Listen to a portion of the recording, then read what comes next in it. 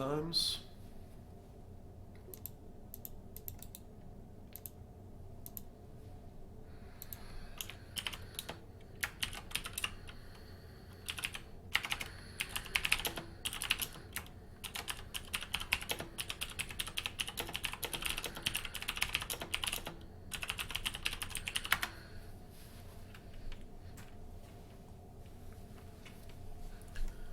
So this is Christmas.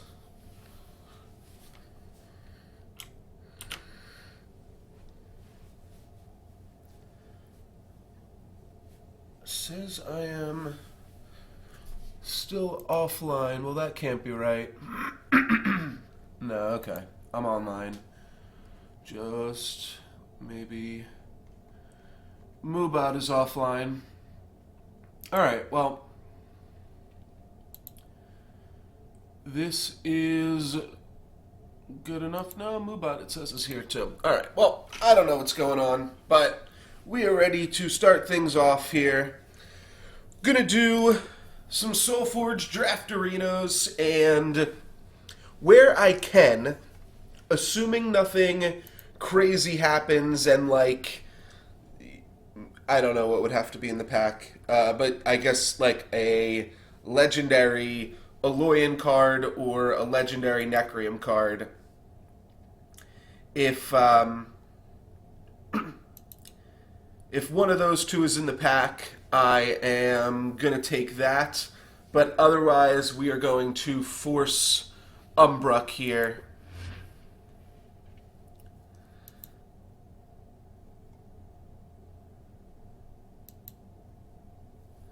And keep it all red and green.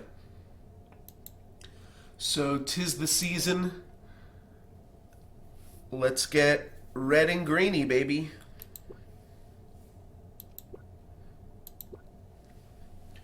So let's hop in it. Well, Spear and Steel Plate is cute, but it would want us to go down the Aloyan path. This card I think is like pretty bad. Yeah, it is. Leyline Golem. Don't think there's really anything that we can do with that, and I probably have enough. Yeah, I've got enough Leyline Golems that I don't need to just pick it here. So I think I'm going to grab a Phytobomb because Phytobomb is sweet. The stats on this card aren't horrible. They're like a little bit under, and then say good and then fine, but I'm going to take Phytobomb. I think we can make some interesting stuff pop off with this, and Phytobomb is always a sweet one.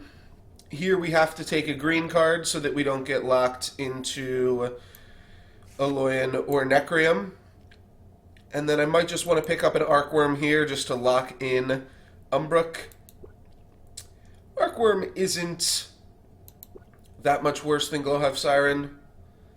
I mean, it's also potentially synergistic, too, if you get the Glowhive Siren. So for those of you guys just joining us, I'm going to try to draft everything Umbruk. So Tempest and Utara for the red and green for the Christmas. Chiselhearth Hunter and Glowhive Siren are better cards. So I think I'm just going to take one of those, and we'll worry about grabbing a Tempest card in this pack. Grab a Venom Fang, and please, Tempest. Alright, well, we failed on the first try. Maybe next time I will just have to force it from the get-go, because that obviously did not work. But we'll figure something out here then, otherwise. Venomous Nether Scale, it's just like a reasonable stat line now, nothing else too exciting, so we'll just grab a Matrix Warden, because they took the poison off the final level of that card. Forge Play Sentry, Grove Huntress, and Poison Coil. Which one's better?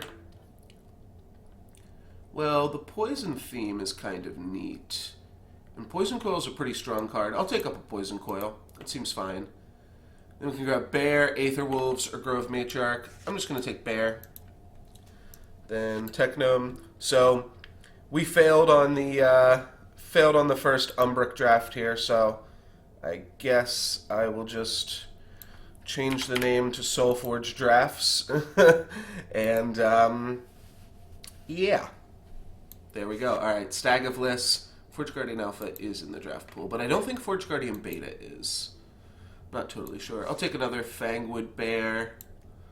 Seems reasonable. We could grab a Killer Bee and Aegis Wings, which I think is good in this faction combination. War Merchant is a pretty neat one, though. Aetherforge Oracle I also think is decent in this faction combination. We only have 2 spells at the moment. I think it's going to be between Aegis Wings and War Merchant. Oh, Beta is in the draft pool as well? Okay. I'm going to grab War Merchant here, though. And I don't think it's necessarily better than Aegis Wings. I think Aegis Wings can probably win you more games, but War Merchant is sweet, and we don't get to play with it that often, so that seems like a reasonable pickup. Ghost Scale Cobra and Tangle Sprout are good underdrops. Do we have any armor right now? You know, I'm kind of regretting not taking the Esperian Steel Plate on the first pick there, but we were going to try to make some Umbruk drafts happen.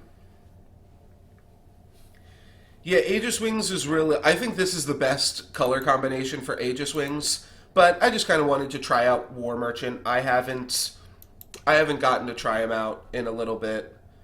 Oh, Dejure, thank you very much for the follow. And Scrapforge Titan. That seems like a winner. Chiselhearth Hunter. I will go on that. So I thought I set up some stuff.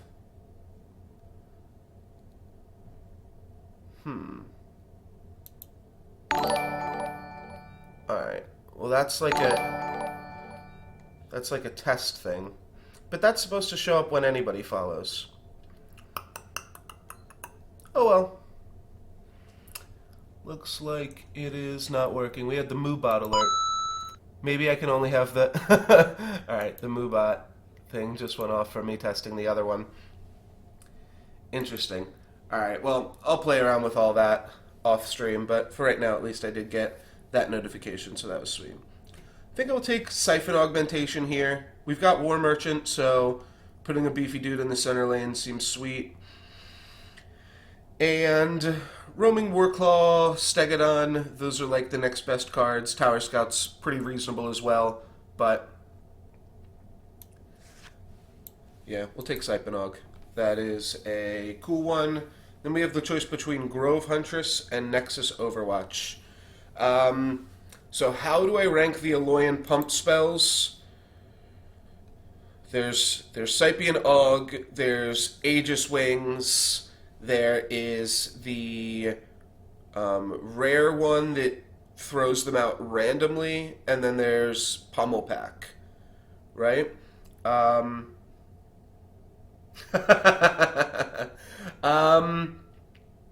You can try unsubscribing, Jur, and see if it, like...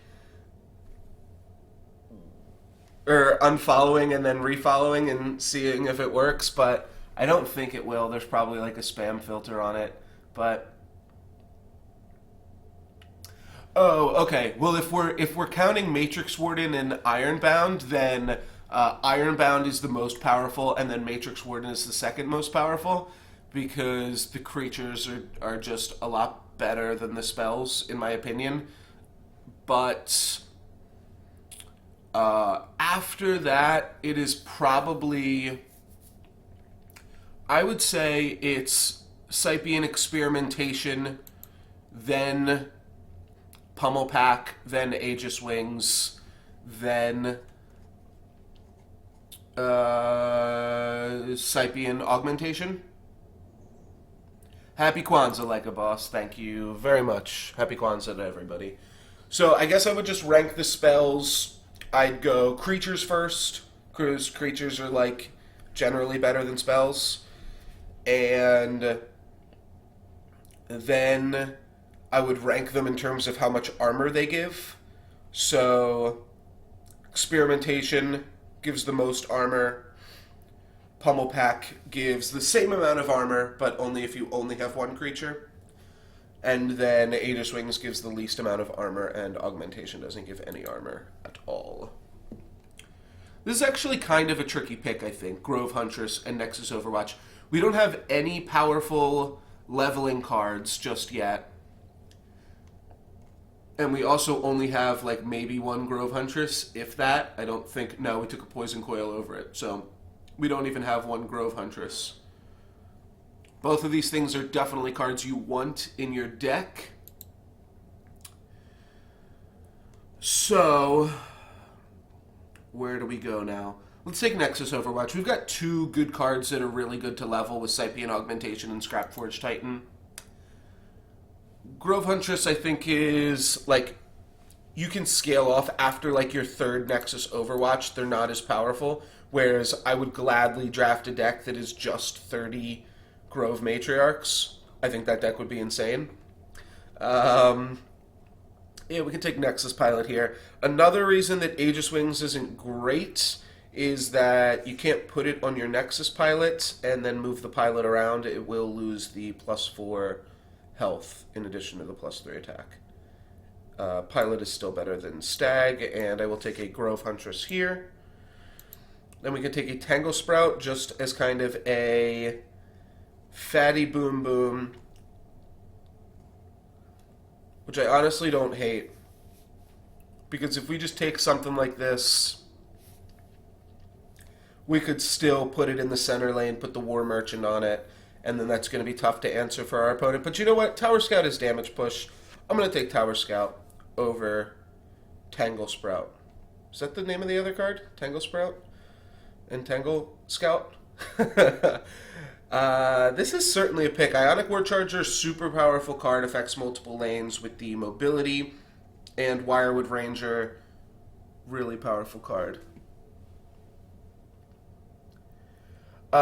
So if Nexus Pilot is a 6/4, like it's taken 4 points of damage, and then you move it out of the center lane, it will die. I've definitely seen that come up. I forget what there used to be, but there used to be a card that could move your opponent's creatures. I'm, like, pretty sure. Yeah, so Nexus Pilot doesn't survive if it has 4 damages on it and it leaves the center lane. We will take Patriarch here. Grove Huntress, Tangle, Shardplate Delver.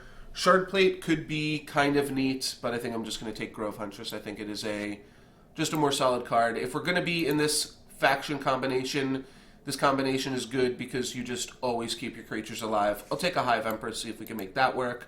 Forgeplate Sentry, great card. I guess we'll go Steel Welder. Give it a shot. It is only the second armor in our deck. First armor if we don't count Scrapforge Titan, which I'm not sure that I do. And so it does give us armor to potentially use with Foulneck Squadron. It cannot give armor to itself, so it can't protect itself in that way. Ironbound Reinforcements I will take. I have been playing since the game was available for iOS. So yeah, as soon as the game, or maybe that's not true, not iOS, because I didn't have an iPad. As soon as the game came to the iPhone, I started playing, got into it through that, and then eventually just downloaded the Steam client. I did kickstart the game back on Brian Kibler's birthday as well. I think we can make Wirewood Ranger work here. Always take Ironbound. This is like, I don't know. I might like never pass this card. I'm sure I do sometimes. We'll take Deepwood Bear over the Dissolve. And we have a decent deck here. It is not Umbruk. There is no Christmas theme in this one, but it's still got some powerful cards. And yeah, it's still a pretty reasonable deck. I'm actually curious. I'm going to make the game full screen now while I play the games. But I'm curious. I know there's some people in the chat right now that do stream themselves. Um, does anybody have any experience with using Solforge with? I've got a dual monitor set up here. Does anybody have any experience with using Solforge with dual monitors? And like right now, if I click, and I'm sure like viewers have seen this previously, if I click something on the other monitor, um, then Solforge minimizes itself, which I think is pretty awkward.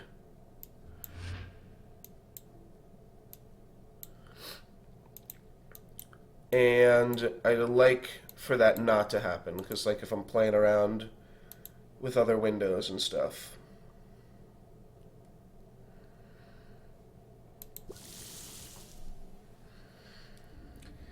Yeah, when they want to start pushing the game is kind of an awkward question, especially because they like to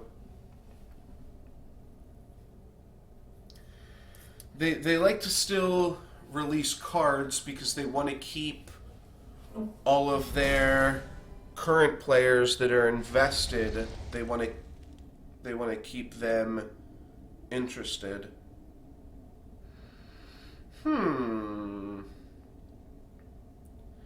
So I kind of want to play War Merchant or Poison Coil. Can't play them both. Poison Coil would just survive the Yeti. What I'm thinking is I go War Merchant and then I go Grove Huntress, pump War Merchant. That allows me to play something in the center lane while also answering the Uranti Storm Shaper. If I just play both of my defender creatures, then I'm not answering the Storm Shaper anytime soon. Yeah, Storm Shaper is a really powerful card. If I play War Merchant and don't pump it, then it could just die. It's got a 1 and 4 to die to a Lightning Worm. So I think what I'd like to do, I'll keep open lanes for mobility here, play War Merchant over here, and then play Grove Huntress, pump War Merchant. They can use a spell now to keep their Storm Shaper alive. And then what can I do? I can just like, alright, well, the pump was real. Something like Frost Shatter Strike would still be pretty good. Alright, that is something like Frost Shatter Strike. It is not as punishing as a Frost Shatter Strike would be, but it is still something like it. And then they play a Razortooth Stalker, which is also going to be annoying. We can kind of answer this Razortooth Stalker here, though. We can play a Tower Scout with mobility, and then we play a Matrix Warden. If our opponent's Lightning Worm is 50-50 to either go here or here. If it goes here, it just trades with Matrix Warden, which is fine. And if it goes here, then my opponent is priced into Razortooth Stalkering my Matrix Warden or just dying to Tower Scout. So, having said that, right now this is going to battle on their turn, my turn. A Matrix Warden doesn't really change how that battle goes, so maybe we don't Matrix Warden. Maybe we stag up. Could also play Chiselhearth Hunter. I'm just thinking maybe we just play Tower Scout alongside either stag or Chiselhearth Hunter, and then it's a matter of which of these two cards do I want to level. Let's level Tower Scouts, and, you know, the life gain may actually turn out to be relevant, so let's throw a stag down. It also puts a smaller creature in the center lane. Forge Plate Sentry, I forgot, also gave us a card with armor to level Found Squadron. Well, that's unlucky, and the other thing that's unlucky is we drew maybe our 5 best cards all in the same hand. They're not quite our 5 best. I actually think Chiselhearth is above average just like by himself. So if you play a creature and then you play him, he's a 3/8, a 7/12, and a 12/17. It's maybe not above average, but it's already fine. And if you have one creature that's already sticking around on the battlefield, then you're looking at a 4/8, 8/12, 13/17. All of those numbers are perfectly fine, and this card is actually perfectly acceptable without any synergies. Like, this deck has one Phyto Bomb, and like that's it. And you don't really need any of that. Wowie! Alright, well, they overwrite the Storm Shaper at the very least. We did get that from them. What else can we get? Venom Fang pretty much needs to trade with Razortooth Stalker, though that's not entirely true. We could go Venom Fang on Stalker, Poison, Warbringer Uranti, and then Scrappy to finish off Stalker. That puts us in kind of an awkward place if my opponent has an out for Scrappy, but it does let us kill, say, Ordnance Captain in a few turns here, or maybe we just go for the Ionic War Charger kill with that. Yeah, so let's move Tower Scout over. I'm going to go Venom Fang, Poisoning, War Charger. We'll battle, and then we'll lay down a Scrappy. My opponent can have any type of Toughness Pump or Kill Spell for Scrappy to kind of change that battle there, but I think that's mostly a pretty reasonable play. If my opponent removes Scrapforge Titan, I'll just throw Wirewood Ranger in front of Stalker and then trade off Technome with Warbringer Uranti. We are definitely behind on this player level. Our opponent's leveling pretty reasonable cards too, so we don't really have that as an out.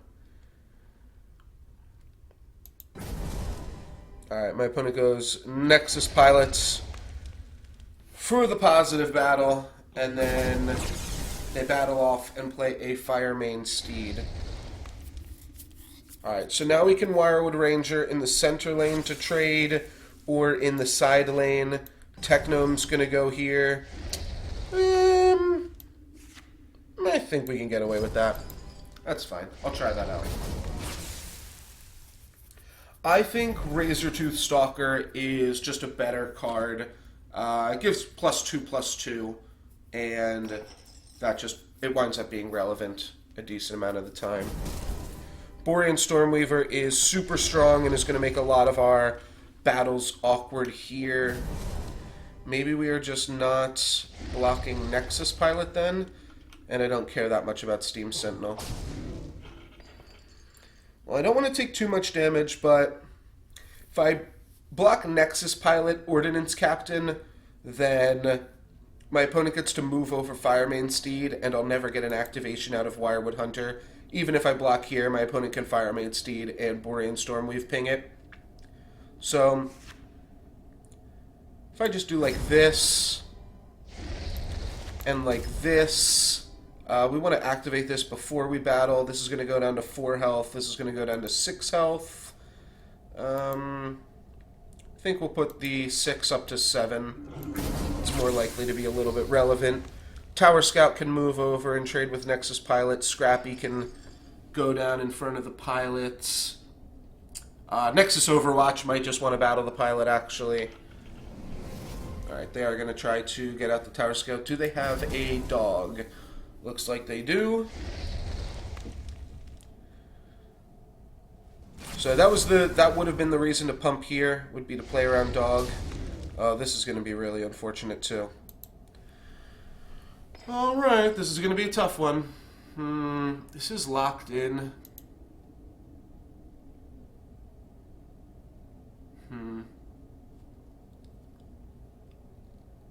It's a little awkward. Magma Hound 3 is real good. Magma Hound's just a strong card. It's good. The only downside to level 3 Magma Hound is sometimes you have to play it and your opponent doesn't have any creatures because the level 2 Magma Hound did so much work for you. But this is really unfortunate to not have a spam. Thank you for the follow. Alright, it worked that time. De jure, I don't know why it didn't work for you, but spam, thank you very much for the follow.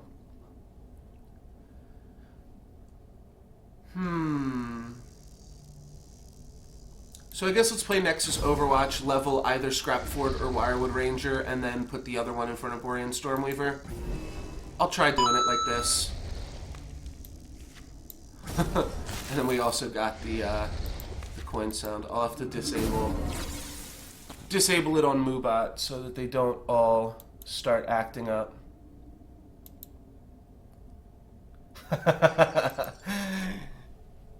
Alright.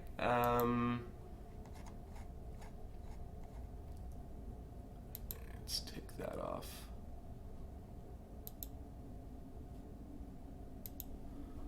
Alright, now it should just do the one. Alright, Magma Hound to finish off Ranger, trade with that.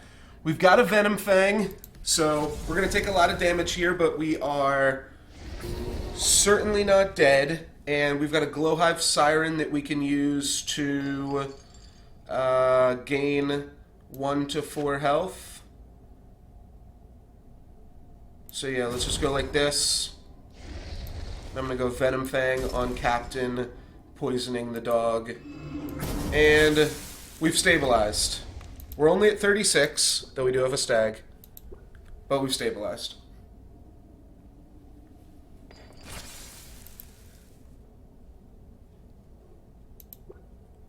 My opponent has 2 level 2 dogs in there. One of the... yeah, that's a little bit unfortunate. Thought that might be coming up soon, though. The downside of dog... ooh, no, that's going to trade these off. Or not the downside of dog, but the strong part of dog is actually what I was going to say, is that it is good at... let's just level up Pulse Mage and play a stag. We'll go here. Is that it is a great underdrop. So my opponent has level 2 dogs in their deck, which might be the strongest level. Well, this hand is pretty good. If we can just not die, we can win. Oh, well, I'm not sure that's happening. I'm not sure that's happening. Yeah, it's just going to pump. Yeah, I figured that would just pump his open lane creature. We do get to gain some life at the start of our turns here. What do we want to protect? I almost want to protect Stag over the Wirewood Ranger because my life total is so low. So I'm going to put Stag and Wirewood Ranger in 1 and 4. But the question is, which of those creatures do I want to be able to live? The additional 2 health on the Stag means that it won't die to a Magma Hound. So that seems pretty good. It is still 1 in 3 to die to Stormshaper, but I think that's okay. I think we just go Stormshaper there. We go Wirewood Ranger here. We're potentially going to gain some number of health here, and we're going to take 6, go down to 23. Definitely put ourselves in a little bit of a situation there. That's maybe the best spot for Lightning Worm to spawn. Actually, center lane would have been fine too, because my opponent had a Nexus Pilot that they were working with, and then an Ordnance Captain to make some stuff happen. Nothing too crazy going on there, though. Wirewood Ranger can save the Stag, so I think she will, and then Ironbound Reinforcements can pump Pulse Mage to make that a positive battle, so I think she will as well. Pulse Mage, save the Staggeroonie. We're at 21. We've got 3 creatures to our opponent's 1. Ironbound Reinforcements, this is 8. This has 11 toughness. We can play a Matrix Warden or use a Wirewood Ranger pump if my opponent totally misses here. Nope, my opponent hit with a solid underdrop, and then they can throw a 1-drop and level up whatever they want on the Stag. They're going to have another 2-drop there, but that's fine. The one thing I do get to do here, actually, is activate this. So that means that Ironbound Reinforcements will trade with it in 2. So let's just throw down a Reinforcements. That'll trade, and then we'll play a War Merchant. And we're doing okay. We're back in the game to some extent. This can trade off with a level 1 or level 2 creature if my opponent positive battles it with a level 3. That is still pretty good for us. We're getting 13 damage on a level 3 creature. We will be able to suit up something here. Alright, that's a positive battle plus killing Palladium Pulse Mage. Wowie zowie. Alright, that was pretty good. and then a Razortooth Stalker in the center lane. We're not going to be able to catch this. However, what can we do? We can... So we can Grove Huntress to pump this this War Merchant, which I think we want to do so that we're not left with an 8-7 that we're trying to deal with. And then from there, what do we want to give +6 attack? A Glowhive Siren or a Grove Huntress? That would be up to 13 attack. It would die to a level 3 dog, but I don't believe our opponent has a level 3 dog in the deck. We just need to draw Scrapforge Titan next player level, and we'll be okay. This is going to be an 11, 12, but I'm not sure there's anything we can say about that. No, we kind of just have to draw a level 3 creature to deal with that. What is Nexus Pilot? Nexus Pilot level 3 has 20, so let's just go like this. And we'll force Razortooth Stalker over here, and we can catch that next turn. My opponent could also just trade off Razortooth Stalker so that they have an open lane for their Nexus dude, whatever that's name is, Nexus Pilot. So they could trade these off, and then Nexus Pilot won't take any damage. I don't think they'll do that, especially when my life total's so low. We're going to move over Hound, hit me for a solid 16, but then I'm going to stag up, and probably Venom Fang, whatever goes there. Looks like it. Alright, so let's put least damage on Stag. We'll Venom Fang with a just barely a positive battle, kill off Volcanic Giant, activate this guy, so now this is definitely threatening a Nexus Pilot. And I think my opponent just got a little bit too aggressive. Ooh, they did get me for 2 there with that trigger, right? Yeah, 1 to 4 damage, so that triggered for 2 damage. I'm at 15, my opponent needs like a double burnout or something like that. They've got a positive battle killing our center lane guy, and then a trade killing off Venom Fang. Okay, these are all still pretty reasonable things. Oh, at the end of your turn. Oh, so this auto gains health. That's pretty reasonable. I'm only attacking with 2 creatures here, which is kind of unfortunate. I think I'm going to Ursine Strength just to keep this guy around. Yeah, so this is player level 4, so I have gained 6. I've gained 18 health, I believe, off Stag of Liss. Maybe even more. Maybe I got this trigger twice, right? So yeah, I gained 22 health this game. Pretty sweet. 22 plus 2.5, so 24.5 health this game. So all of that is pretty nice. Let's go Ironbound Reinforcements, punch through some damage here, activate on this guy, and just Ursine Strength here. Gain a little bit more life. We keep around a... Yeah, the insect also died once for an average life gain of 2.5. Not sure exactly what he gained for us there.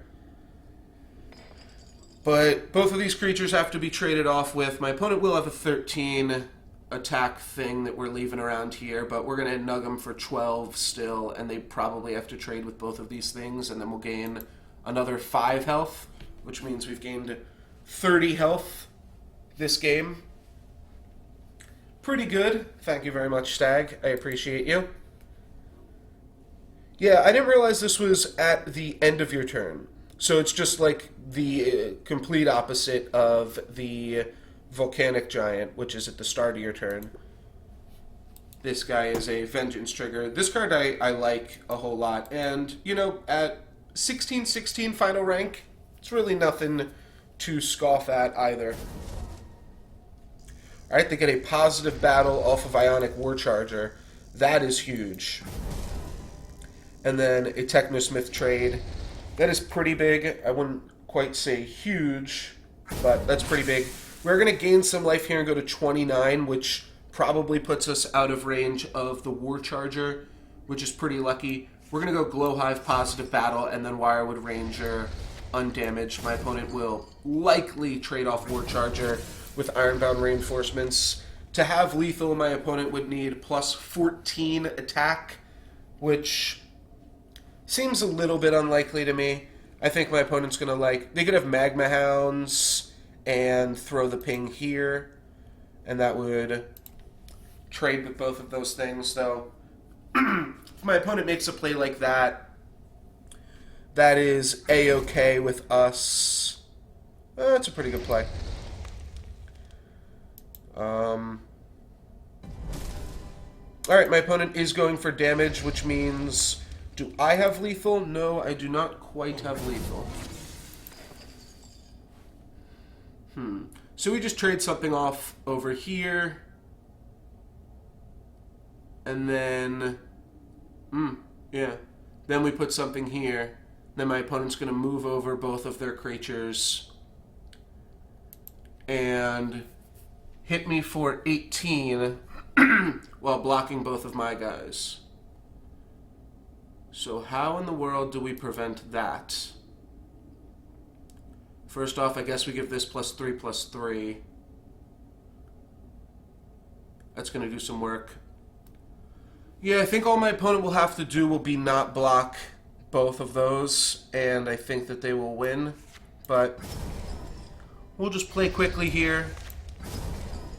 Well played by my opponent to see this line and not give up. So we put them down to 6. They get to battle us for... I put the Techno in the middle so that they'd have to move over, which means that they are going to battle us for 16. They put us down to -4. They block both of those, and they don't die. So that's all they have to do. They could decide to move over both Razortooth Stalker and Aloyan Strategist to finish this off.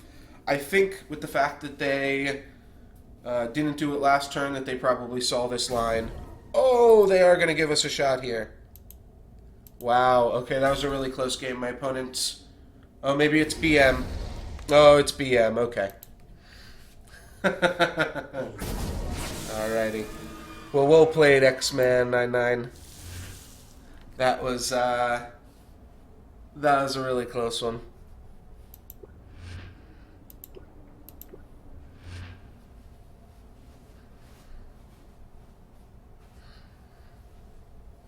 Get the last minute BM in there real quick. But yeah, that was a pretty good game.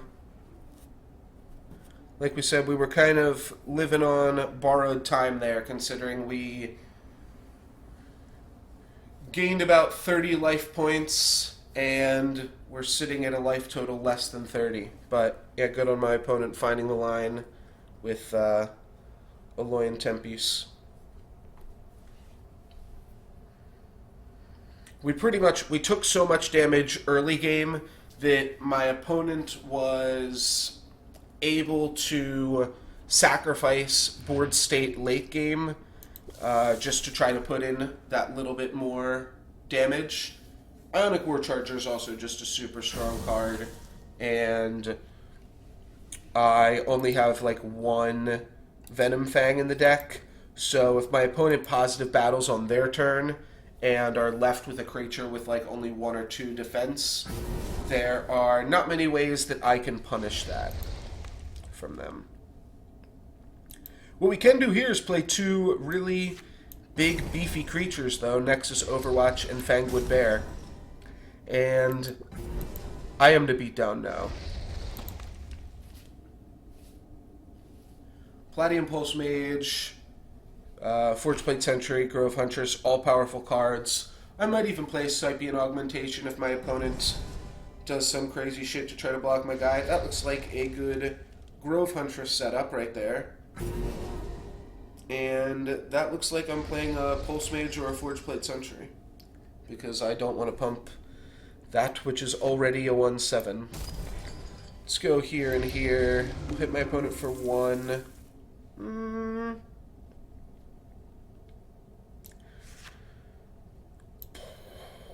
This seems fine. They both seem good, right? Though, it's not like my opponent's going to have any creatures out. So, let's play Forge Plate Sentry. The activation from Pulse Mage is pretty unlikely to be relevant. What's going to happen is my opponent's going to trade with something here, and then they're going to put something here.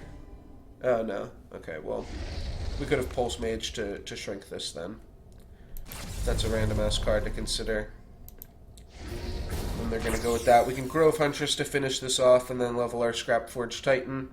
So I will do just that.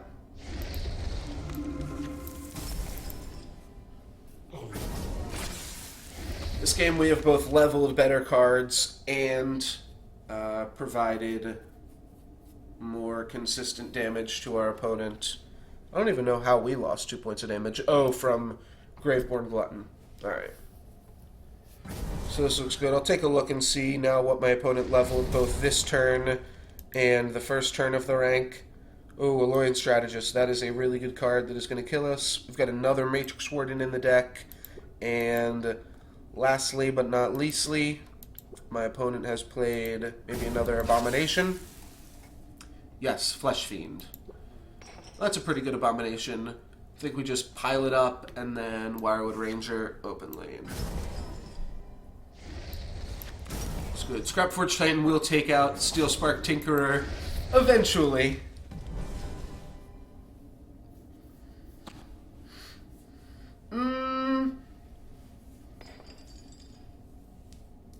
It's mostly just, I mean, I guess this guy does have, like, Graveborn Gluttons that, that we might, like, that are worth considering. That's lame. That's really lame. I mean, here we can play a Nexus Pilot just because there's kind of no other great plays. Though that's not entirely true. I meant to say Glowhive Siren, also. There are actually some pretty good plays for Ironbound reinforcements. We could throw Ironbound here, pumping this, and then pump the Ironbound so that Ironbound trades with Technosmith, and then we play a Nexus Pilot with 11 damage on it. Or we could throw Ironbound reinforcements here, pump this, these trade off. I just throw the pump, like, on Scrappy for no reason, and then play an undamaged Pilot, which I think I like a little bit better. We can scoop this up with any level 1s that we draw. Also Scrap Forge Titan, Venom Fang, Matrix Warden, Grove Huntress. Yeah, and then a decent amount of level 1s. We're kind of abandoning Nexus Overwatch with this play. Yeah, it is true that we have seen 2 cards pretty good at pushing through damage for my opponent now, so life gain might be relevant. You do gain life just by playing for the board, though, as well. So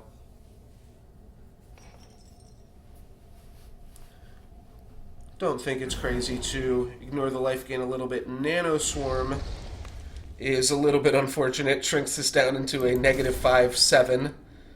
My opponent plays another Steel Spark Tinker. That card, like, doesn't get good on the final level, does it? It's still just a Steel Spark Tinkerer, right? Yeah, 7/21. But still has Defender. So we'll just ignore this. Maybe they have some upgrade or some other weird stuff, but that's fine.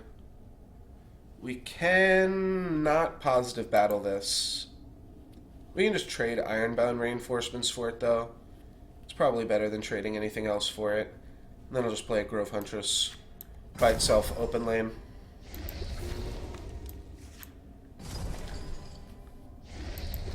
That could have been a scenario where I played Stag, or maybe it was better to, like... Oh, you know what? I actually could have made a play that was just slightly better than that with playing the exact same cards. Would have just been Ironbound pump itself, and then Grove Huntress pump that with the Grove Huntress blocking off that guy.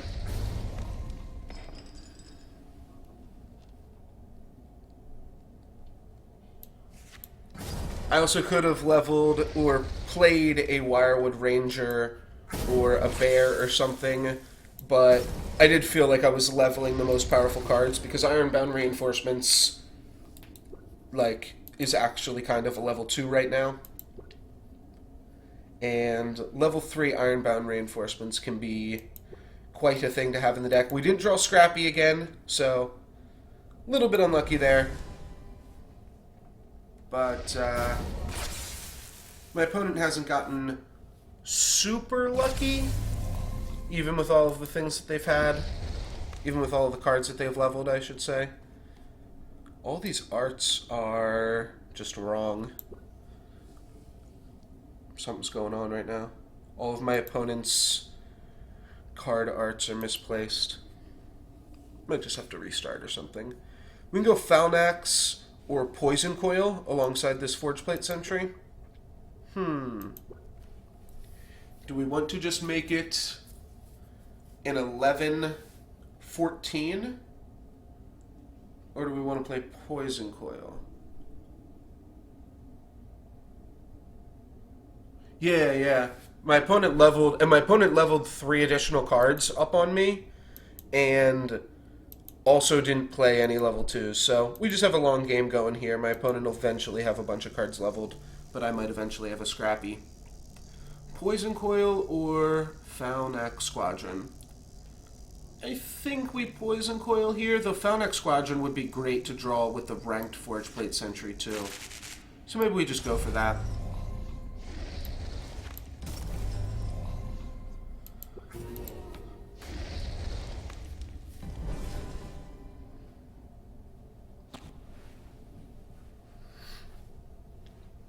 I still am not sure. Alright, that's reasonable. I still am not sure exactly how the best way is to do giveaways here. But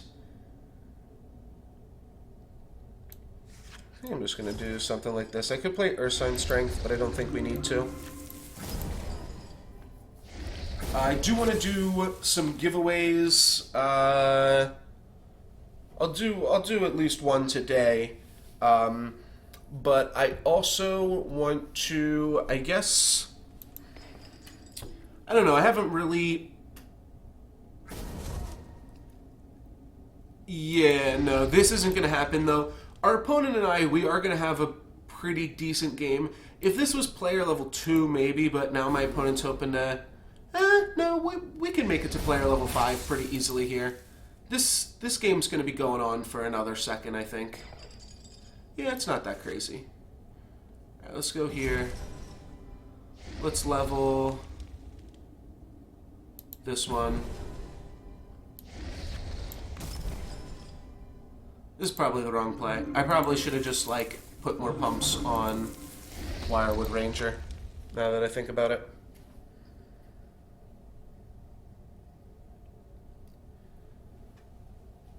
Yeah, I do think that this game is potentially going to get to player level 5, for what it's worth. So, it's not that crazy. Yeah, drawing the Nexus Pilot kind of punishes me for going all in over here. Then they've got that thing going on. Well, I guess now I can play Nexus Pilot again. And yeah, I'll just go like this. Throw an Ironbound, and I do need to start getting in for damages. Yeah, I think this game's pretty likely to go into player level 5 since my opponent and I both missed so many times. But will it be relevant in player level 5? I don't know, especially when it also is just a 3-3 on the next player level. If my opponent hits this for 9, it does look like I am going to get a Hive Empress trigger here. So that is pretty sweet. I will go Hive Empress, and then I can play Technome or Fangwood Bear. Yeah, we're about to rank up. I'll play Technome. Sounds good. So now we've got a clock. And now's where the game begins. Luckily, I've got some Forgeborn in my deck. I've got Ironbound Reinforcements, which is a level 4 card. It's really just a 2016, which isn't that powerful and is really actually a bad thing if you think about it, just because of the fact that it is a 2016.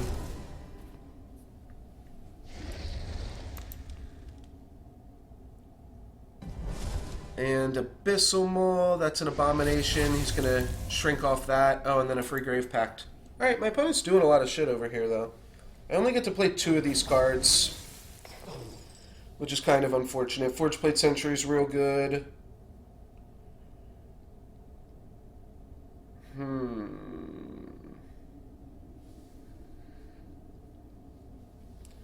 think I just want to go Ironbound and just push in damages now. So I'm going to push in damages on Hive Empress. Kind of grow wide a little bit here.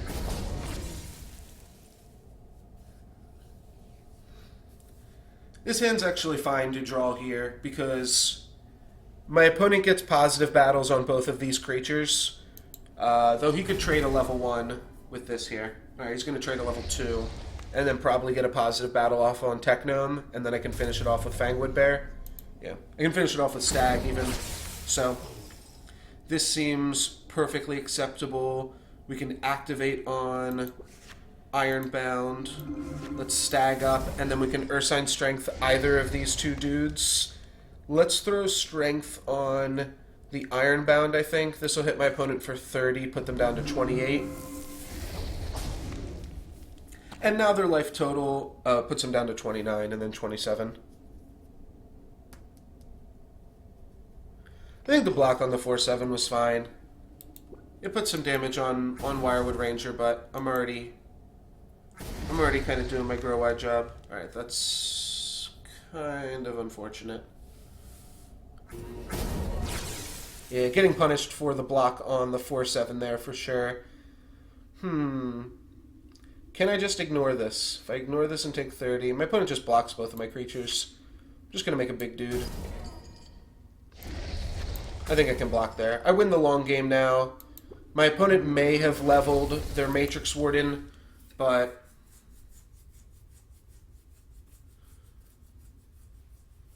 I think we're still in a good spot. They're going to double block the Gnome. And then... Oh, they're not going to double block the Gnome there. Oh, they can't double block the Gnome. That's why. Alright, that's fine.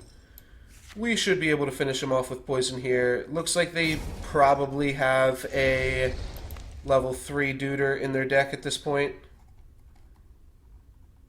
Iron Maiden.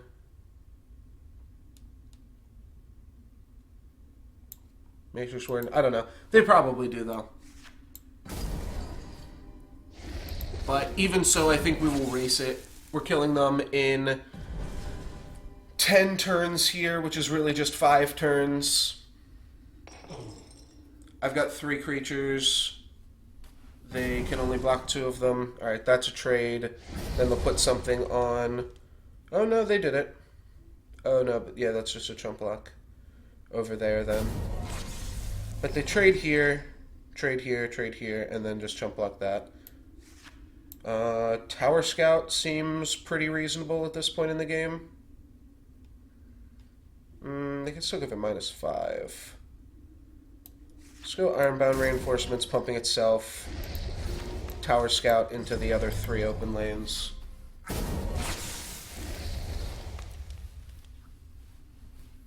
Is there a search function on the log? Oh, shit.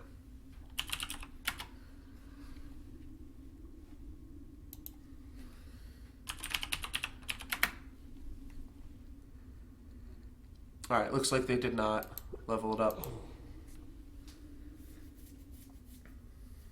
I could pump the Scout. I think the Scout's going to be lethal just whatever I do, especially because I have so much more pump in the deck. But, yeah, the Scout only has to hit them once anyways. And this will be lethal here. So, yeah. I'm pretty sure this is lethal, right? That's 11, move over, give it +2/+2. Cool. Good game, Techno Shaman. That was, yeah, pretty unlucky one for you. You leveled a bunch of cards, and then neither of us proceeded to draw level 2 creatures, but you leveled, like, 3 extra cards in level 1, and I only leveled 1 extra card. So, yeah, just kind of unlucky for you. I am going to go to the bathroom, and then I will be right back.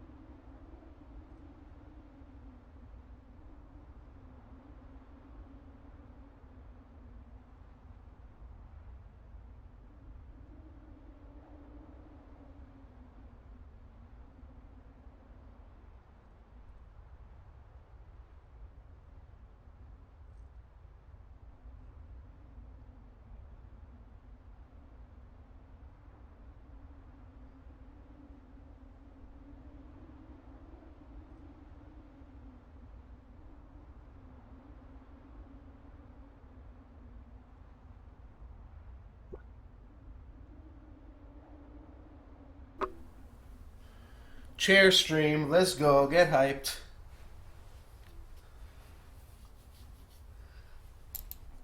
For what it's worth, I don't think pumping the scout would have been crazy there. I think the poison is pretty likely to finish my opponent off, so I didn't really have to commit to that. Pulse Mage seems like it will be good here, and I'll throw a Wirewood Ranger down as well. Let's go. Oh, okie dokie. Well, my opponent did not want to wait anymore. So sorry about that. Didn't take that much time, but oh well. We we got to win. My opponent just wanted to play some Solforge, and that's yeah. Oh well.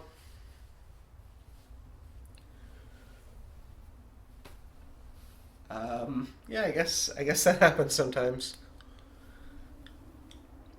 Or my opponent just saw my name. Yeah, win trading confirmed. My opponent just saw my name and was just like, "Holy shit! It's the no luck's given. What do I do?" You just lose, kid.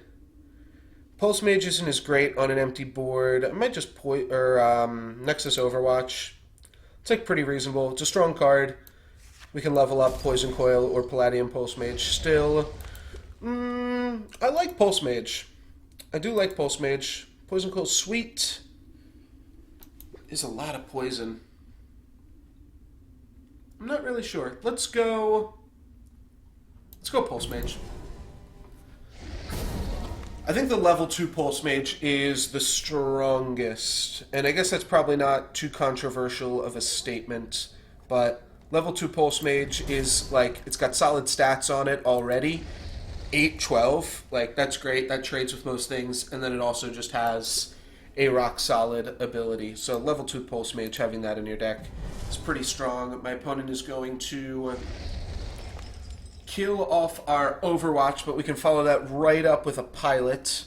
So that seems reasonable. We can Venom Fang, Fangwood Bear, Technome as well.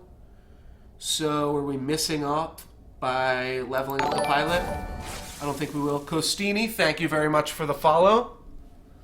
And welcome to the stream.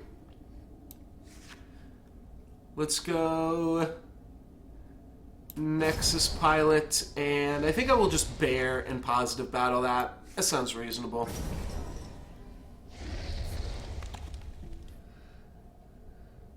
So, what I wanted to talk about, New Year's Day.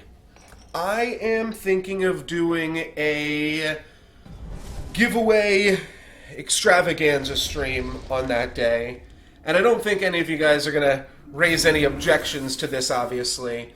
But yeah, just kind of brewing around with the idea. I've got maybe $50 worth of gold codes. I've got a bunch of legends on my account that I can trade away, and different codes as well for for drafts and things like that. So yeah, I'm thinking it's a Sunday. There's going to be a lot of people around.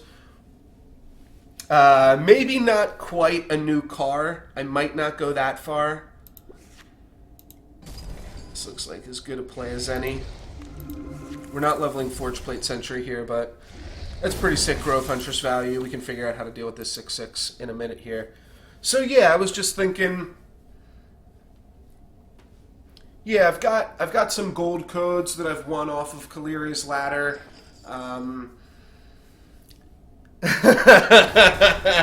Okay, maybe we could give away some Justicars. That is an insane Lotus for my opponent there.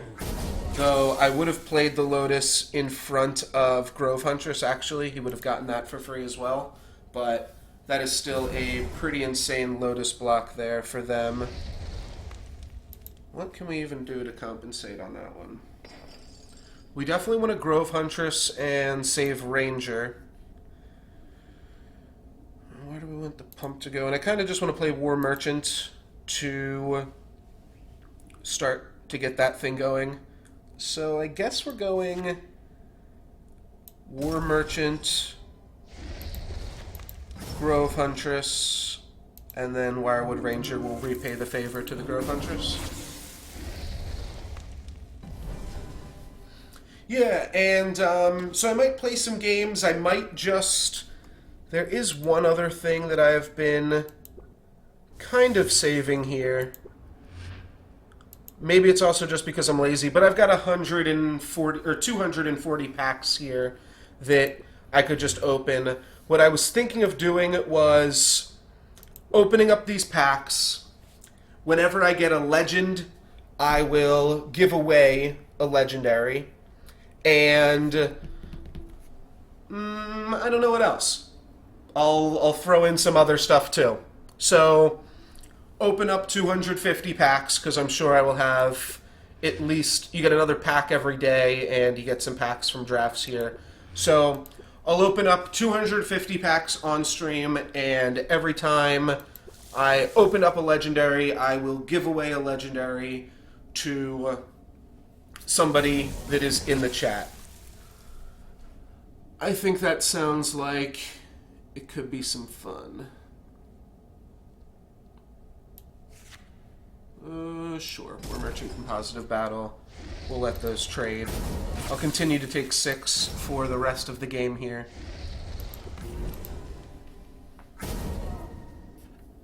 And I guess all I'm asking in return, obviously there's the reason is twofold. It's to promote the channel, and then also to promote Solforge just in general. Get some players that might need the cards, get them some new cards. So, yeah, it's a little unlucky. That's fine.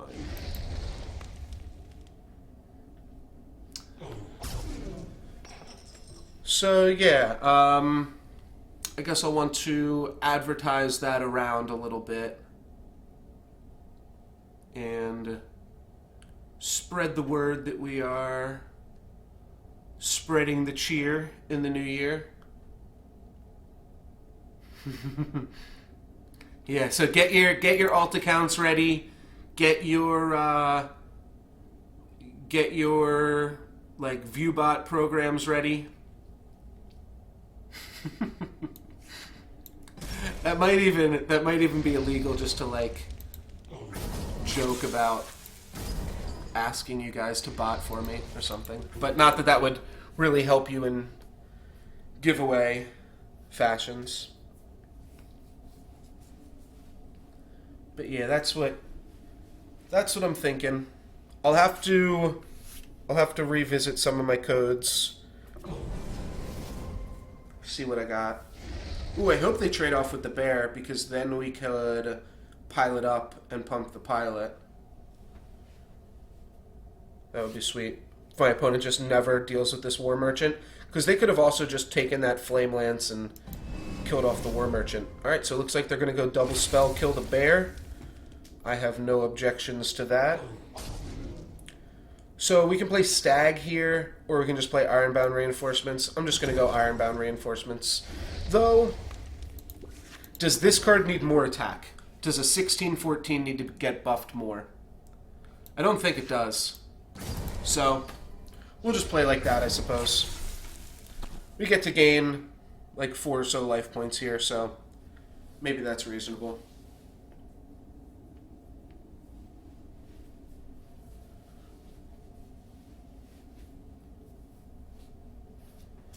Ooh, you know what I can give you, du jour? I have... also, am I saying that correctly? But I also have a bell right here. Du jour, thank you very much for subscribing. There you go, baby. I think my opponent will throw the poison on the Nexus pilot still. No, they're going to take out the Stag. That's fine. So... Oh, and then they get a level 1 free spell. Well, that's pretty insane. If my opponent had played that first, they would have realized that they didn't have to throw the poison over there.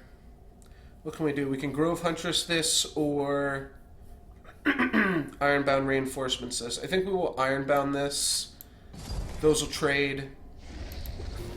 We'll just give this Nexus Tech, or Nexus Pilot, more attack points than it could possibly know what to do with. My opponent just potentially has some damage push. I took a little bit of damage, but it seems like I'll probably be fine. I just went Stag because it gains us some life points. I think if I was going to play Venom Fang, I would have just played Ironbound Reinforcements. Because, yeah, I also had this to play as like an underdrop, and that would have given me like the best levels in the deck. Sure. We'll just keep going on this guy. It gives him 8 toughness. I don't think there's really a limit on overload cards.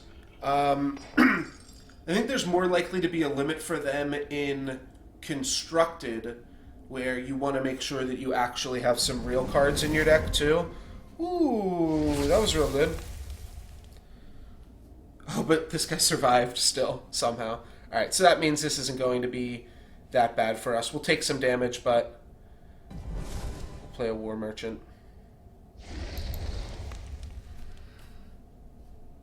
I have a lot of options here, actually. I kind of don't want War Merchant to die to poison from Torrent Soldier or Venom Fang. So it's a little bit risky to put him here, but if I just dodge in both lanes, I'm taking 30 damage, and I'm going down to 28.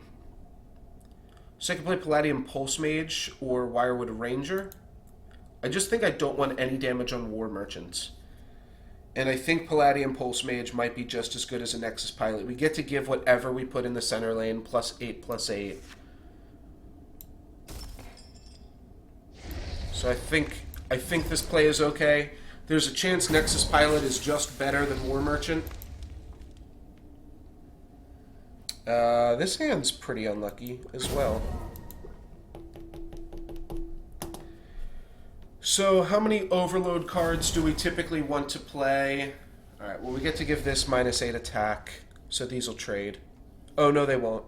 My opponent will throw the Spore down and kill off the Pulse Mage.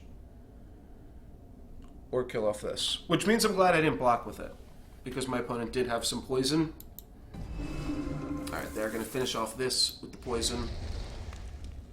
Get to give something +8/+8, which still isn't going to be great for us. That's going to be a positive battle. Yeah, I don't... Yeah, +8/+8, so that's sweet. So, I get to make like a big Forge Plate Sentry, but This definitely isn't great for us here. Don't love the spot. Those trade in 2. Then we have a 12-1. You could just use it to pump itself, but I don't think that really gets you anywhere. We have Venom Fang to finish off the Pterodon Mauler and maybe affect something else. Like if Venom Fang can trade with this and finish off whatever goes in 1, then Fangwood Bear can go in 4. I feel like I might have to recalibrate my brain or something. I feel like I'm not... Like something's slightly off. I'm not making the best possible plays here. And an open lane Torrent Soldier. Oh, to finish off this, right.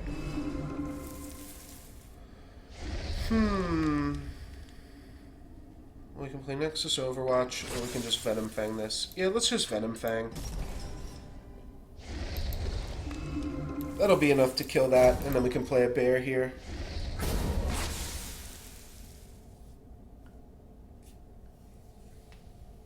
Alright, these cards are good. Ironbound Reinforcements and Grove Huntress. We can definitely save this bear. We can probably save this bear.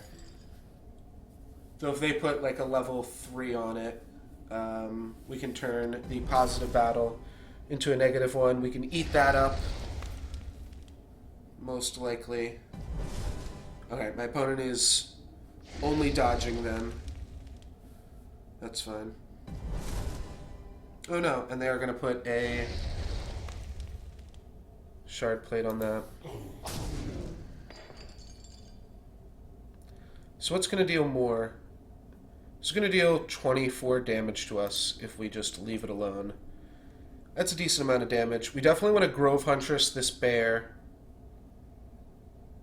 We don't want to leave this unblocked either. We can just afford to take 4, I suppose. So we go Ironbound pumping itself, Grove Huntress pumping Fangwood Bear. Sure.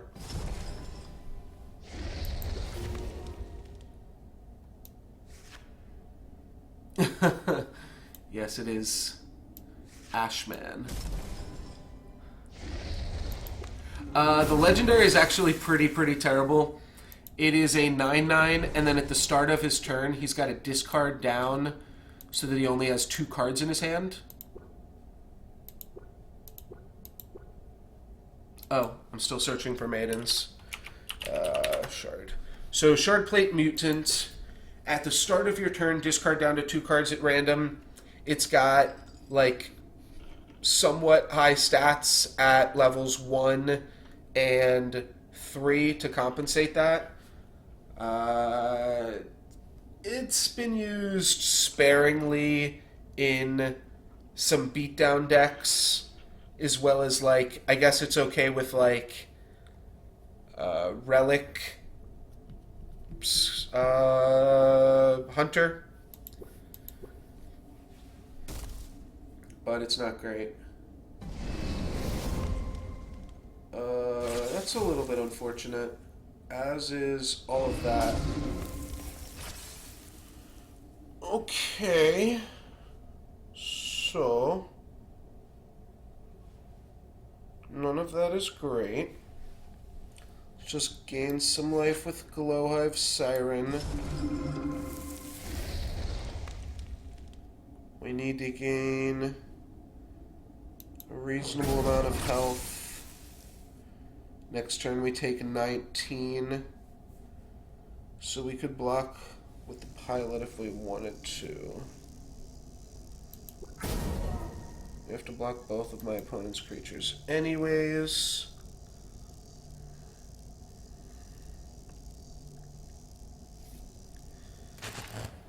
Let's just block most damage, because my opponent's got more Warhound Coursers in their deck. We'll take 16, drop down to 5. Might have to go Stag. Bear. That'll put us up to 9 health. Alright, that's GG. Well, at the very least now we can get this lame-ass draft out of here. My opponent did what I wanted to do. They drafted green-red, and they got rewarded for it. GG, Ashman. Now, we are going to draft Umbruk.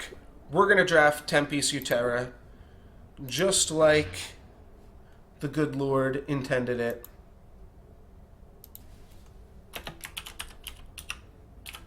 Alright, so this time we're forcing Umbruk.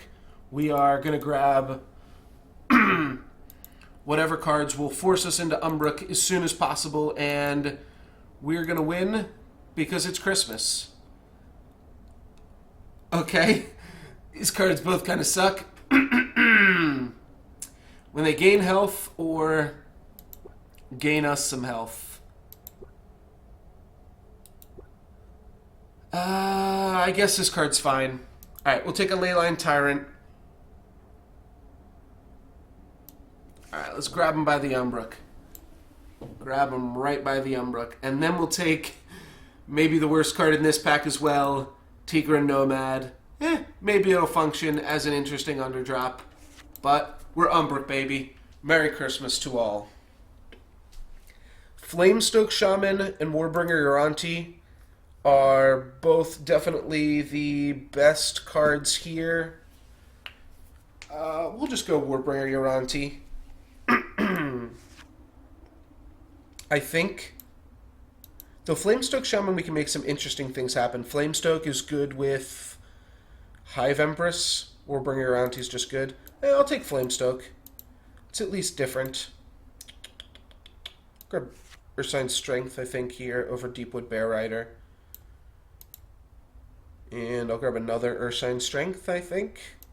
Yeah, I don't really like Stag. Oh, wait. Gains health on their turn. Damn. So Spirit Bloom Dryad, Leyline Tyrant is not a combo. Flamestoke is also good with Razortooth. That is a good point. Stout Hide, Stegodon, Umbruk Glider. I'll just take Stegodon here. Stegodon's good with Ursine Strengths, and it's good to have some creatures with this stat line, the 4/7. Go Torrent Soldier. I think it's a little bit stronger than Warbringer Uranti. Grove Matriarch's a reasonable card too, but Warbringer Uranti would be the next best card in that pack. Grove Huntress or Ashurian Mystic?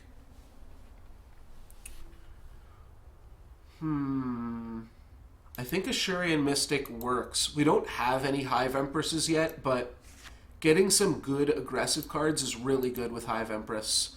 Then we have the choice for Razortooth Stalker or Venom Fang. Wow. Not sure I've ever had to make that one before. Razortooth Stalker, probably second best Tempest common. However, I think it's going to have to be Venom Fang, right? That card is just so strong. We do get a little bit of a reprieve from Venom Fang in this color combination, but because we have, like, Magma Hounds and Borean Stormweavers. But in reality, the fact that you have Borean Stormweavers and Magma Hounds just makes Venom Fang that much better. Because having multiple ping effects add up, and then you're able to kind of deal with whatever you want or need to. Guess we take Ghost Scale. They're about the same card, really, but Ghost Scale potentially does a little bit more. Torrent Soldier, Warbringer Uranti, Burnout. I'll take another Torrent Soldier. Like I said, the more ping, the merrier. And I think I'll take Stonefist over Flamestoke here. Flamestoke's cool. One thing I do really like to do with Flamestoke is activate a second Flamestoke. That's kind of cool. This deck's like reasonably aggressive, but not incredibly so.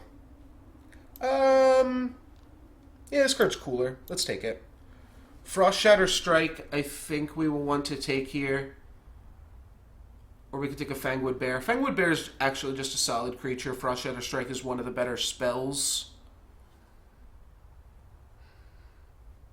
I'll take Fangwood Bear. We kind of need some beef. Venom Fang, we will snap that off. That is our second Venom Fang. Frost Fang Maiden.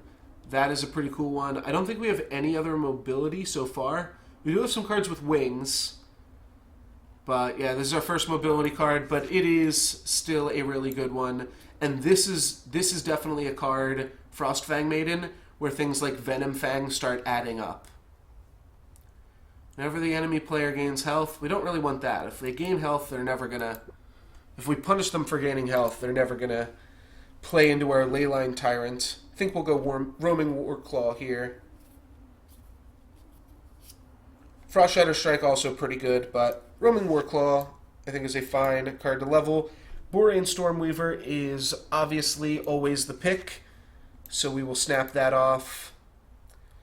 Cinder Colossus is just fine. I think I'm going to go Stampeding Mongosaur. We've got a lot of ways to trigger Raid, and the Raid isn't the best. It's not as good as the other one, but it is still a 6/6, so that's pretty good. Take Bright Tusk Sower or Tangle Sprout. I'll take Tangle Sprout. Alright, this is a legend. What does it do? Each friendly creature battles an additional time. How does this work with Raid? Probably works. If you have 3 creatures battle. I mean, we're going to take it. I'm just curious. 3 or more friendly creatures. I have no idea how Call the Lightning works with Raid. If anybody in the chat is familiar, let me know. We're going to take it just because it is a legend. But, yeah, not so sure. And I think I'm going to take a Razortooth Stalker over Grove Huntress here. Leaves us with no Grove Huntresses in the deck, but we also don't have any Razortooth Stalkers, at least I don't think. Alright, doesn't work with Raid. I didn't think it would, but... yeah, some decent cards in this pack, though. Though Razortooth Stalker is also good with... We got the one Mobility Lord, Frostfang Maiden. I think we just take all the Flamestoke Shamans we see and just see how many times we can use them to activate each other. Call the Lightning does combo with Razortooth Stalker and Ashurian Mystic, so that is also good to know. Wind Primordial for the damage push, Volcanic Giant for the damage push. I'll take Wind Primordial. And Ferocious Roar, that seems like a pretty sweet one to add to our deck here, and... Well, I don't think we want to take Grapplevine, so we'll take Cragwalker. Wirewood Ranger or Swamp Moss Lurker. Ranger seems sweet. Then we've got a dog, and we've got Negate Defender. We didn't take any defenders, and a dog is a welcome addition to the pack. Don't think I love Phytobomb here. We can Phytobomb Roar, but that doesn't do that much for us.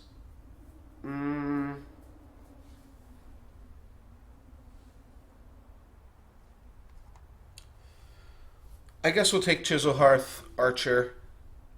Phytobomb Roar is kind of sweet, but this card's just more likely to be relevant, I think. Zephyr Mage for the mobility. That seems cool. And Flame Rift Instigator with no defenders, so we will grab a Shimmerfang Serpent. Alright, this deck looks sweet. Merry Christmas. Phyto Call the Lightning, also not really a combo. It's good if you Phyto and then Roar, and then next turn Call the Lightning and Stampeding Mongosaur. I would have actually considered Phytobomb if we had actually grabbed a Hive Empress, but because we don't have the Hive Empress, we're not going to do that. Yeah, so this deck is like mostly beatdown, though we did also grab a Stormweaver and a Wirewood Patriarch. We took the 6/3s pretty aggressively, and definitely more aggressively than I would recommend, but they're still sweet.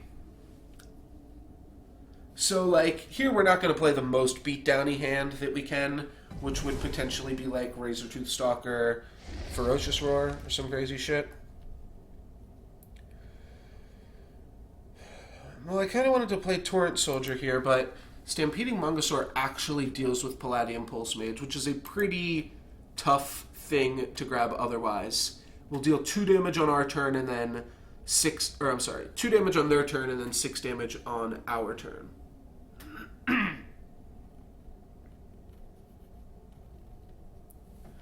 That is a really good play, De Jure, if we could set that up. Yeah, Fido 3 does actually work with Call the Lightning. So if we don't take this out now, we're hoping to draw a Venom Fang to deal with it, or a Tangle Sprout. And I'm not going to play Cragwalker. Yeah, this actually seems kind of reasonable. It's a little weird. Normally you don't block Palladium Pulse Mage, but with a 6/6 you actually can, so we'll try that. Then we get to stalk up and play a bunch of Flamestoke Shamans that might do some weird shit next turn.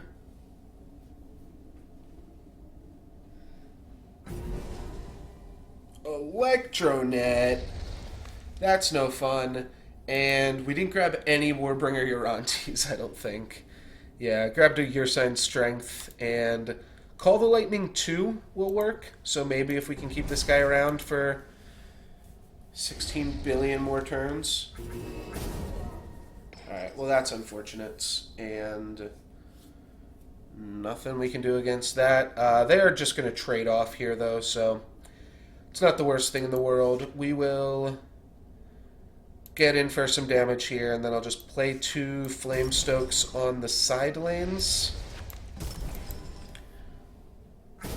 And we'll see what we can make of that. What, did I have the Tigrin in my hand? Yeah. Yeah, this guy is, like, it doesn't even, it looks like an idiot, even, too. It's like a girl. I guess this is a guy, though. And then it transforms into something that doesn't even look like a cat. I guess it's a cat. I don't know. This looks like a... I guess it kind of looks like a panther. This one also barely looks like a cat. This is more like elfy.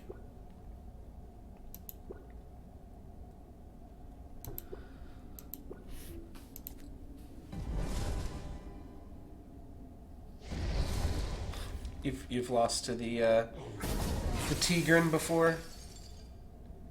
We got Venom Fang and dogs. Ooh, we can also make some weird shit happen here. So we can activate Flamestoke off of Flamestoke. That's a play.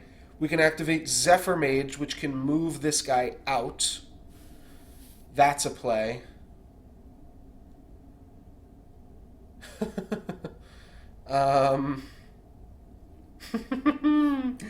We can just play Magma Hound and Venom Fang and just kill off our opponent's creatures with effects. Those Zephyr Mage and Flamestoke are the... I guess we do have to play one of either Magma Hound or Venom Fang. And if we play Zephyr Mage, it's got to go here. So we can move that out. Alright, weird. So we go... Yeah. We'll go Zephyr Mage. We'll activate it. We'll give this guy 1 mobility. Throw him here. I'll go Venom Fang, replace. Poisoning off this and activating Venom Fang. The very least, that was an interesting play, yes?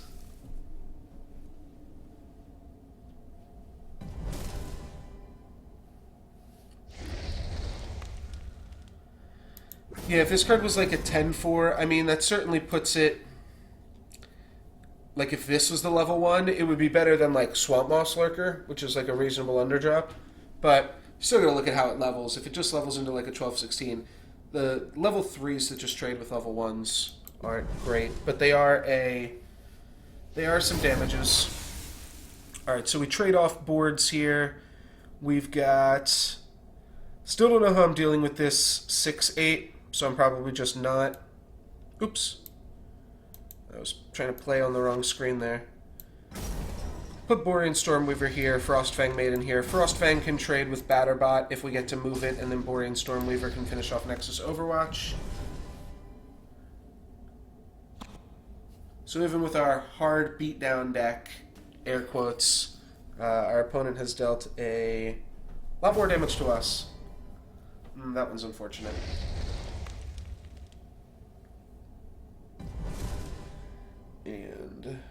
That's not great as well.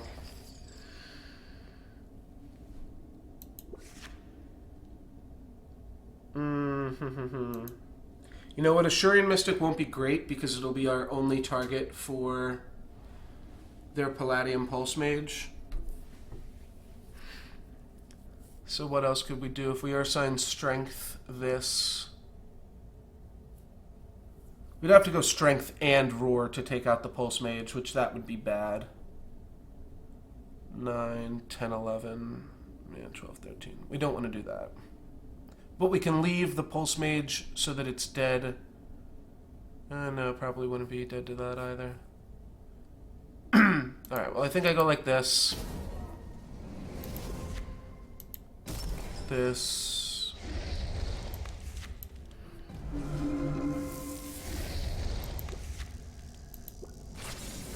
Yeah, my opponent will take 9, and then they'll take 1, and then it dies off to my Stormweaver ping.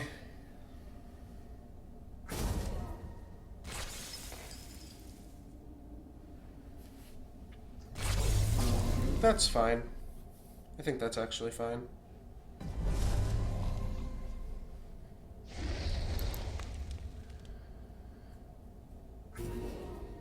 Pumping itself. Alright, let's finish this off. I think I'm going to trade Shimmerfang Serpent here, and then Flamestoke open lane. My other play would be trade Flamestoke here, and then Shimmerfang here. But I think I want the Flamestoke to stick around for a second here.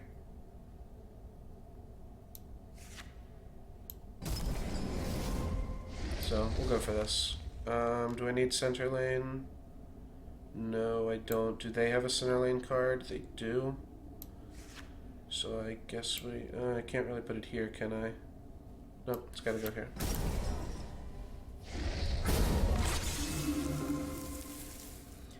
Alright, we got Flamestoke, Razortooth, Stalker.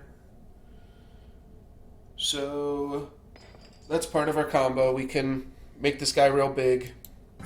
See what else happens. We can activate it here and then move over and attack with it right here.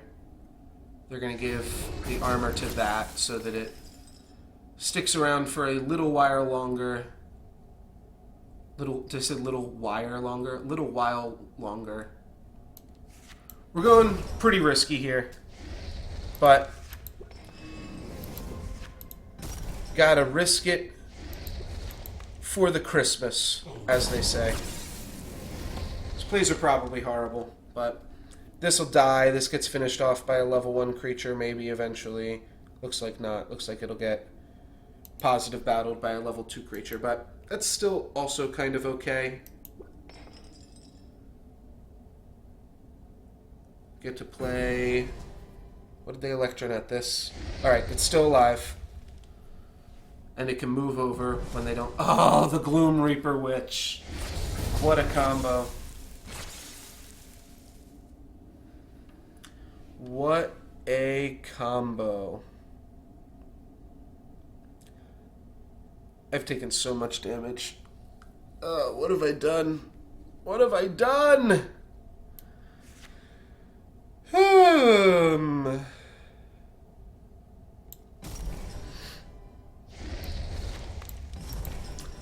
think I'm a little groggy from all of the festivity.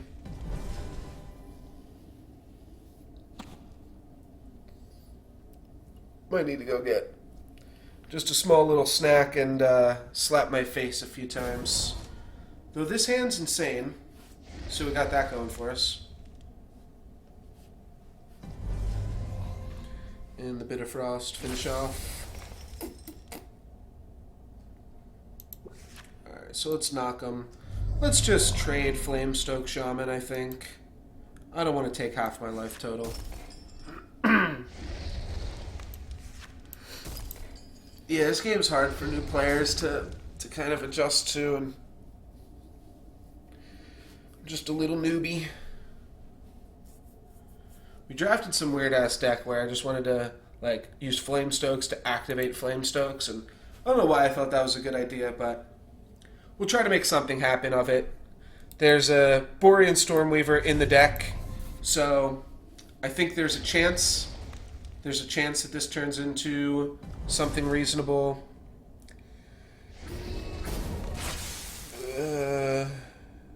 Was that how that was supposed to go? Yeah, it was. So they should have pumped that. Alright. We can deal 4 damage to this and then Venom Fang it for 4. Or we can Zephyr Mage positive battle it. I think I like the Venom Fang. Though Zephyr Mage is sweet, eh? And then what would we do? We'd Flame Stoke open lane. Yeah, Flame Stoke here. Throw a ping at that. The ping might not be relevant. Yeah, let's Zephyr Mage. We can make some weird shit happen. We drew all level 4s. Let's rub it in our opponent's face that we drew all level 4s. We can Flame Stoke. Or, yeah, use Flame Stoke to activate Flame Stoke and then use that to activate Tangle Sprout. Alright, that is not really going to do much. And then a squad to pump it up. That is a sweet play for my opponent. Alright, so they found something kind of sweet going on. The other thing that we could do would be to roar. And I don't hate roaring.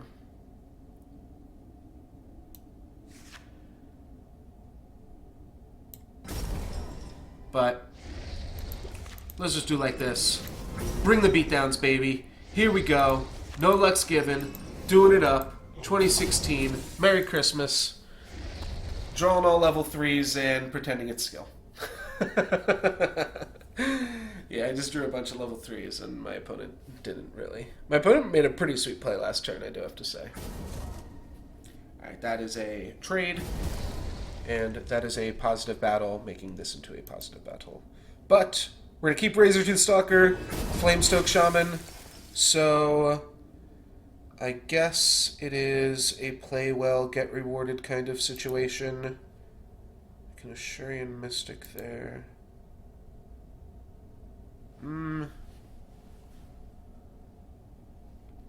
Yeah, that's kind of awkward, eh? How much is this? This is 25. I don't have lethal, right? No, maybe I do.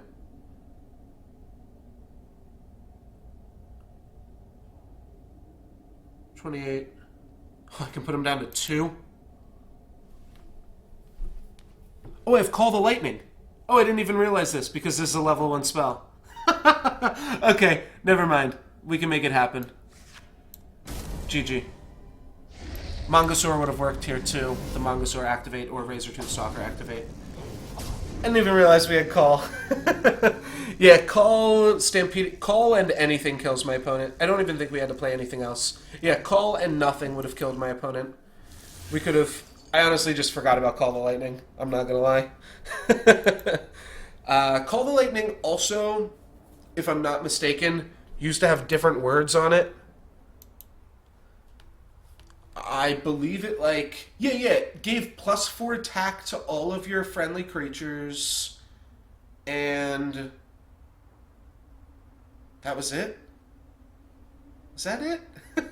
It was something dumb, right?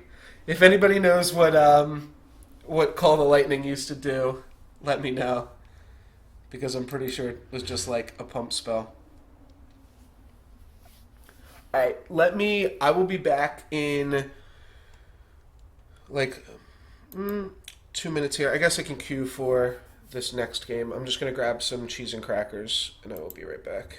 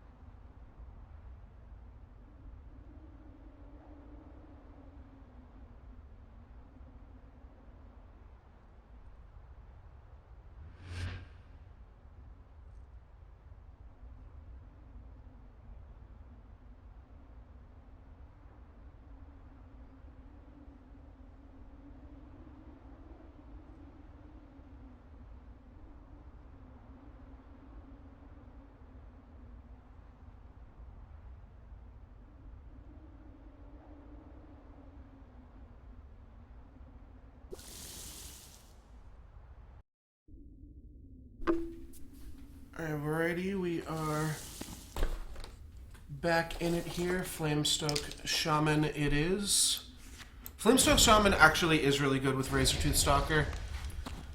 As much as I was like kind of joking around about it. Good with Flamestoke Shaman too.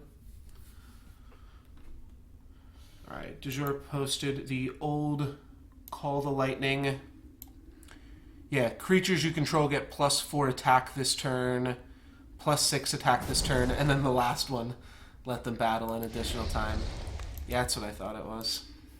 Or thought it was something similar to that.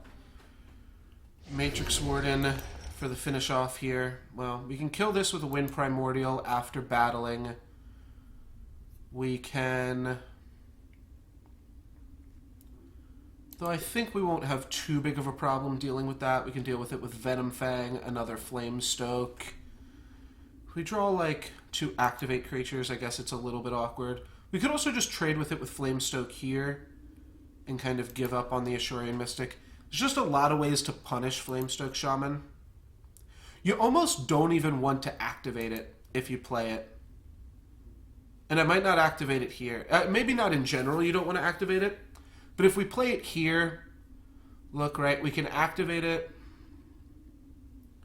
and then that just gets in 6 damage, whereas, like, being able to activate it to turn on an activation, I think will draw us a lot more power. I'm going to put the Flamestoke Shaman in the center lane, so that way if we draw the guy that triggers off mobility, we're fine, and we're just going to throw that there. We're not going to activate our guy here. Alright, so Borean Stormweaver, we can activate, ping off this, and then Magma Hound, or we can just Magma Hound to finish this off, Borean Stormweaver. Either way, we've got a ping for 2, I guess, so all of those plays are the same. It's going to be a trade. We could throw both pings on that. Go Borean Stormweaver, activate, ping, Technosmith, Matrix, or Magma Hound, open lane. Let's finish off our guy. We could Ursine Strength our Ashurian Mystic. Meh. I don't hate that. Just undoes what they just did. But then we're not playing Borean Stormweaver. That I do hate. So we will not be doing that.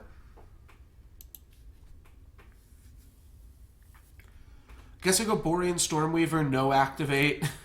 And just make some trades. And I'm not choosing to activate Borean Stormweaver because I think the Forge Ring around it is worth more than hitting my opponent for 4 points of damage here. I don't think that that's worth it.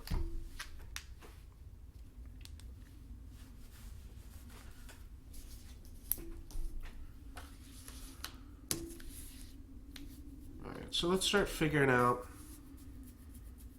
what this is going to be for New Year's. I'm probably not going to get a super early start on New Year's because we will be doing New Year's-ian things.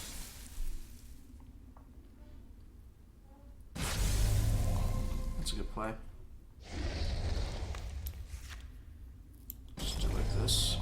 Could level up Call the Lightning. Could also not.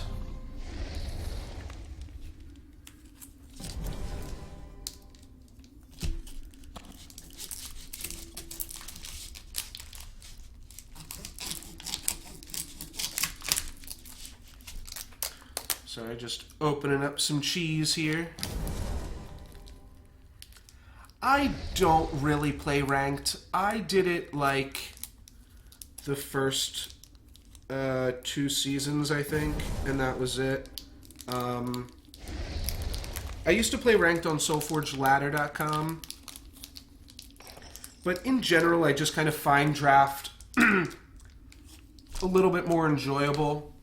And it's a lot easier to keep up with than Constructed, which always has all the new cards coming out of it. So I think Flamestoke Shaman is a good creature to positive battle with, because most anything takes it out anyways.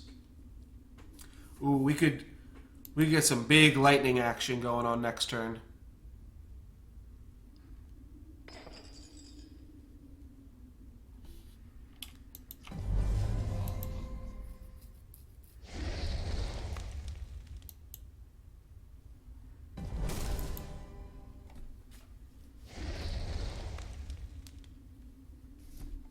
So yeah, mostly just stick to the draft arena.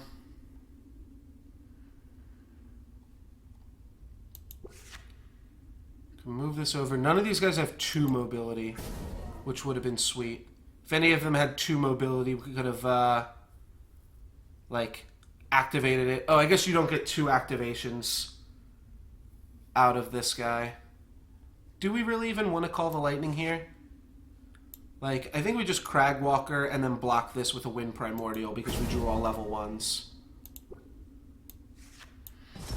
How much is a Call the Lightning? Call the Lightning hits them for 21 points of damage. Nah. I don't even think we want to Roar here. I think we just want to trade this off, and my opponent will trade a level 1 with this, and maybe something will pause battle with this, and we get to Venom Fang. I guess Venom Fang kind of punishes us for doing the Technosmith. The Ursine Strength is also a sweet underdrop here. Ooh, that is a good... It's a good level 2 for my opponent to have for the positive battle.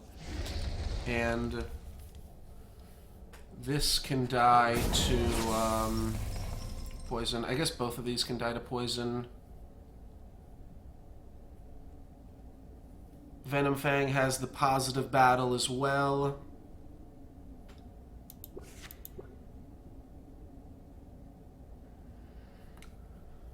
Ursine Strength, make it a 12-7. Yeah, I'm gonna go like this.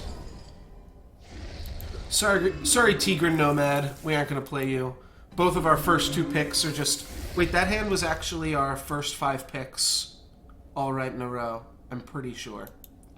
Maybe Venom Fang wasn't, but the other cards were definitely our first 4 picks. It's kind of interesting, if nothing else.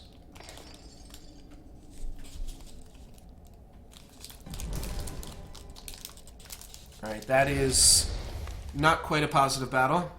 Or not quite a trade. Epidemic? What do they got? Nope. Just blocking that. You can't block the mobility guy. Go Borean Stormweaver, and I think we just Flamestoke. We do have a Razortooth Stalker in the deck that kind of lends me towards wanting to take Flamestoke. The Wirewood Ranger's great on a rank up, so we'll play Wirewood Ranger here.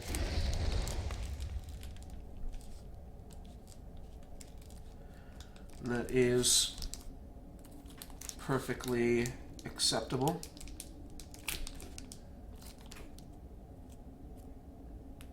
Oops.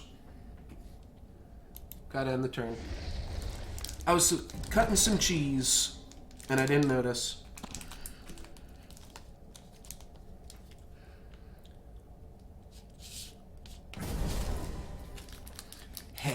Cut the cheese. Well, I got punished. We drew the Razortooth Stalker. So I wish I was able to make that do something here. I guess this guy finishes off this. Venom Fang finishes off this. We hit my opponent for an additional 9. Yeah, that's gotta be a Razortooth Stalker there.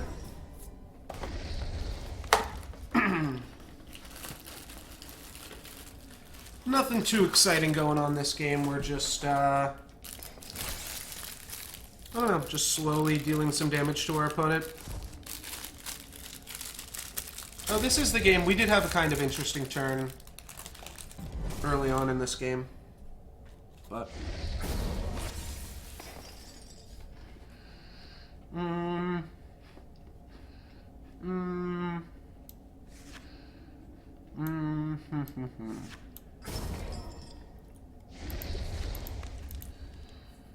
We could put Wirewood Ranger here or here.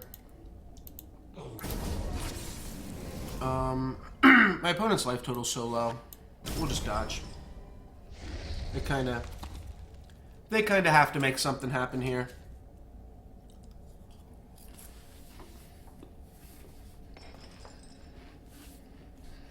And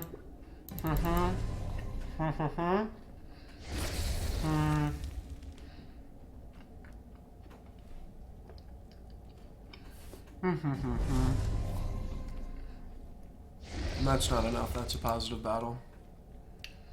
Might just have lethal with the Shurian Mystic, Ursine Strength. Probably. I'm not going to count it out. We'll just go for it.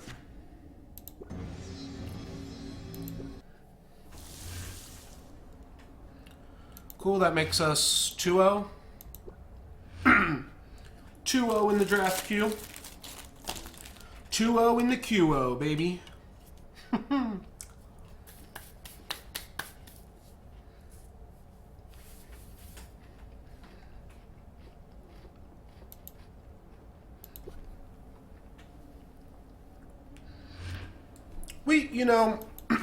We haven't lived like the ultimate dream, but we've made some dreams happen today. We killed an opponent with Call the Lightning. Like, actually. No jokerino. I guess we Shurian Mystic. They kind of can just trade with it, but card's good on other levels as well. So, I don't mind playing it here. We have Flamestoke, and then we have Frostfang Maiden if they're able to make this survive somehow. We could also just Frostfang and Torrent Soldier here.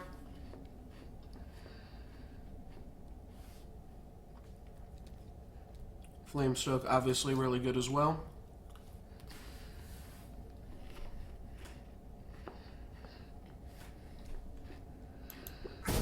And by really good, I mean really mediocre, but has made some interesting things happen this draft. This deck would have been a whole lot better with just one Hive Empress in it. And that's kind of why I was grabbing the Flamestoke Shamans to begin with. Because as you saw, like, any turn you untap with Flamestoke Shaman, you just, like... You can just attack with Flamestoke, and then play Flamestoke and Hive Empress, and you just immediately have Raid.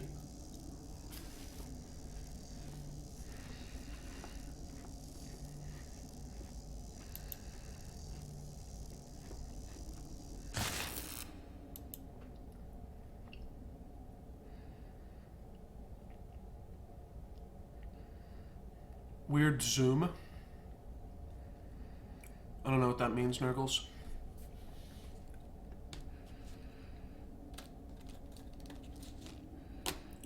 Did I zoom in on something?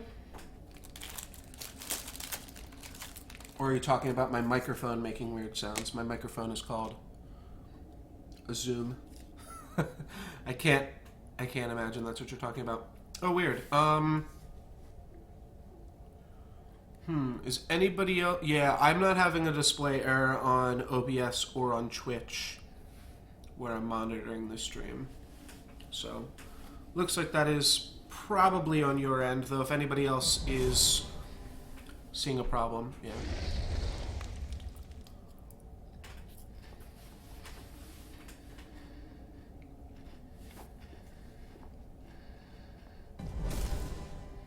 Oh, God. Oh, God. How did my opponent manage to chump block an Shurian Mystic? Oh, God.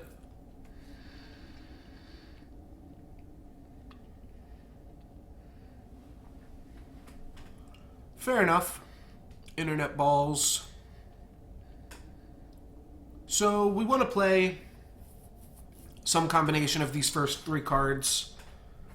We definitely want to play Frostfang Maiden. The question is just, do we want to play Flamestoke or Torrent Soldier? Both are kind of gated in their own way. This is gated because we'll put strong cards into your deck. This card's just actually gated. I think I want to play Flamestoke Shaman. The other awkward part is I don't have a good lane for Flamestoke. If I put it here, it's just kind of got both of those options.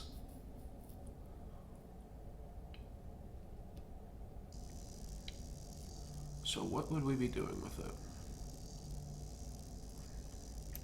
Frostfang definitely wants to go in the center, and I can play Flamestoke here, I guess. My opponent might just kill Flamestoke with Cauldron Mystic, but just fine. Yeah, I was wondering what would happen with Zephyr Mage and Frostfang Maiden.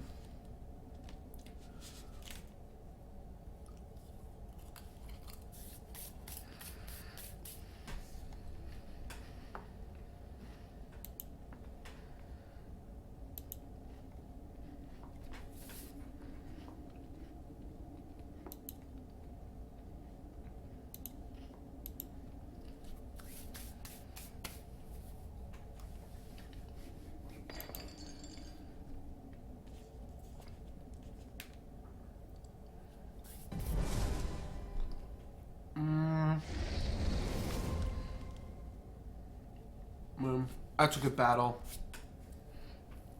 And Borean Stormweaver to finish this off, though. Or Frostfang Maiden to finish it off. Which is why I put Frostfang in the center. I figured my opponent positive battles here. Looks like that's just a trade.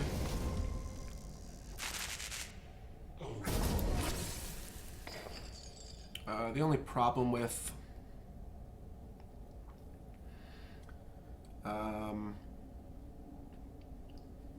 doing that, I guess there's a few problems. It leaves around Cauldron Mystic.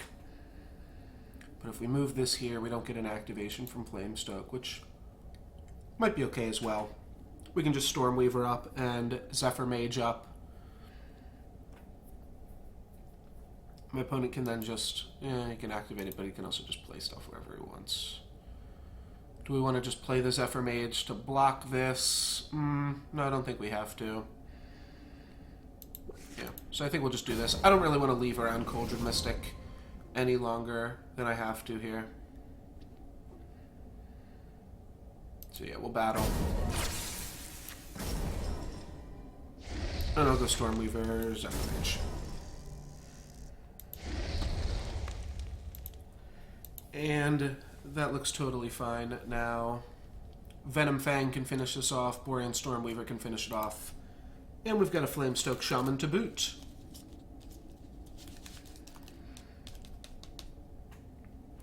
I'm curious, Nurgles, what... It was a while ago. It was like a half an hour ago, maybe at this point. But you said something like, I've heard that so many times now.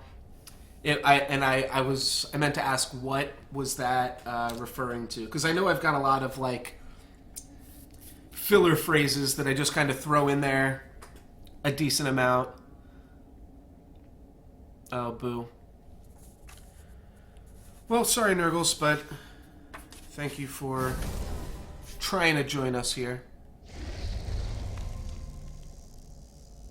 I guess you can't hear me if I'm if I'm talking to you, but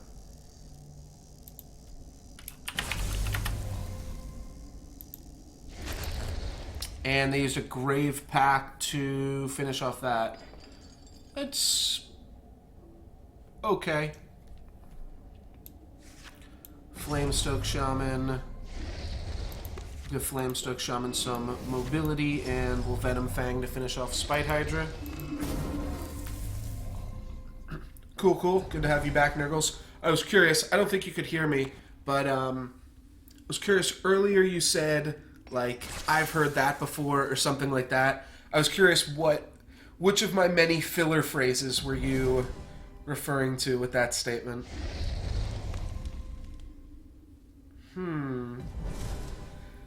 Kind of just want to play Stalker and Ashurian Mystic, though they're not going to be great here, and we also have Ursine Strength, which seems really good. So let's move this over. This only gets to deal 1.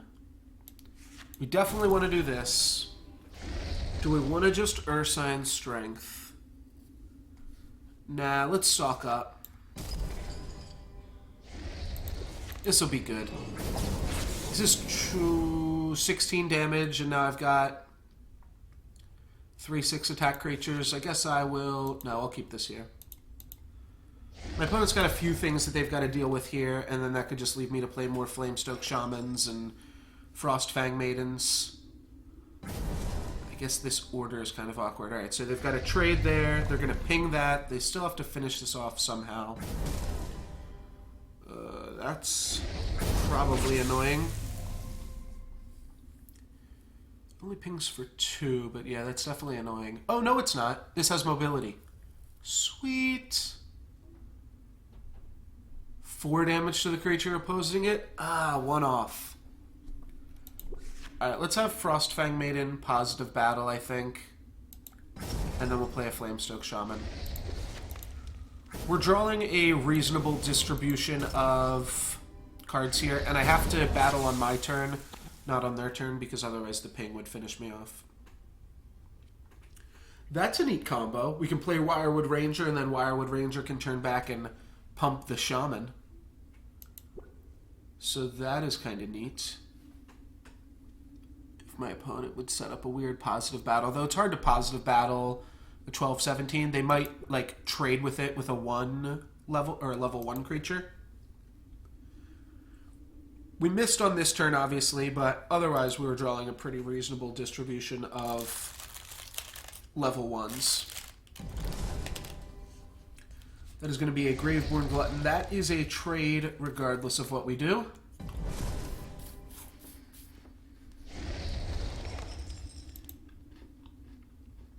And this, of course, I can dodge.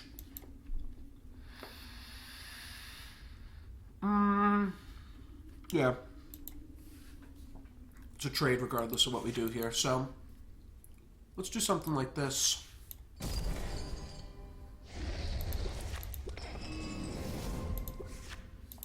This pushes through a pretty reasonable amount of damage here. And then we'll just Venom Fang. And eat that up. Don't think Call the Lightning is going to be a good play here just yet. But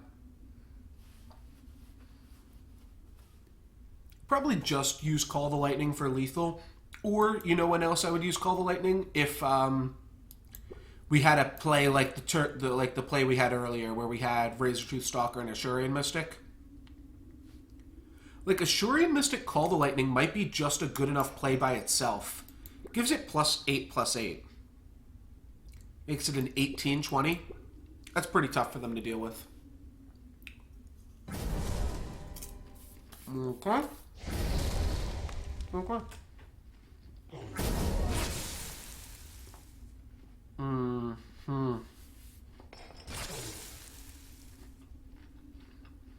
This is a good combo. Because it means wherever I put the Zephyr Mage, they can move the Cinder Colossus onto it. Yeah, it's a really good combo.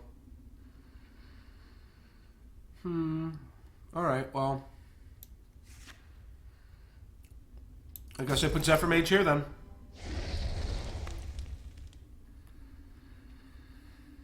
And I guess I do get to give whatever I put mobility, so we can dodge the Cinder Colossus. So I guess we'll give this mobility too.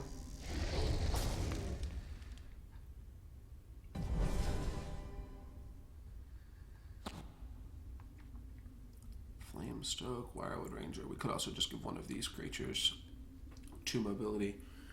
We're definitely just going to be playing our level 2s here.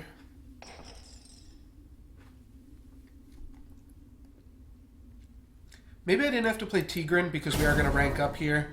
And also we're playing against a Tempest deck. So I could have just played Tangle Sprout. And that would have been probably a more reasonable play.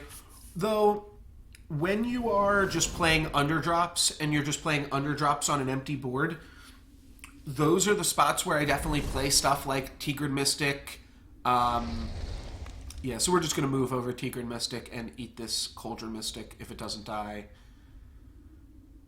We really want the Cauldron Mystic to hit face or Venom Fang. Alright, and looks like it's not going to hit anything, but this is going to die off. So, we don't get everything we wanted here.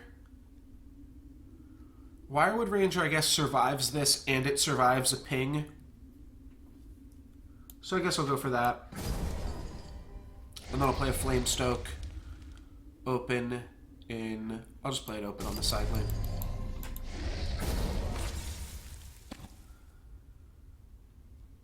Venom Fang gets to answer this. Shimmer Fang can potentially trade with a level 3 if they draw it. It's not a level 3 that you necessarily need to trade with. Alright, they got their first ping there. If they get their second ping there, that would be pretty unlucky. Oh, they're not going for a second ping. They're going for a Cauldron Mystic. Well, I guess... guess we just give Cauldron Mystic all the poison, then.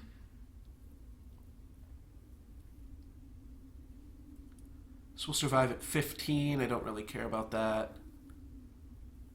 I think I'll just play like Tangle Sprout. Open lane. Though Tangle Sprout can also positive battle this, and we can Venom Fang this. I kind of like that.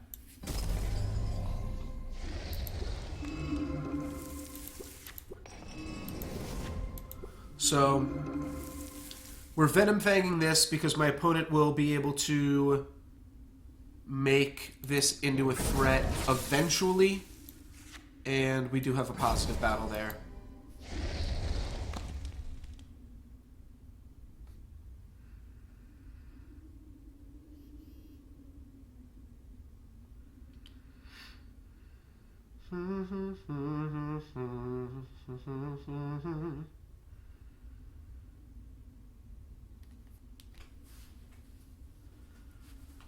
Zephyr Mage, Frost Fang Maiden.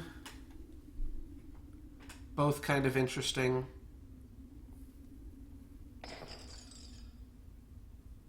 You can give it 6 mobility. Alright, we've got some places to put... That's a little bit unlucky. Got some places to put triggers for the Frost Fang Maiden. That's fine. At least it didn't hit there again. That would have been pretty bad.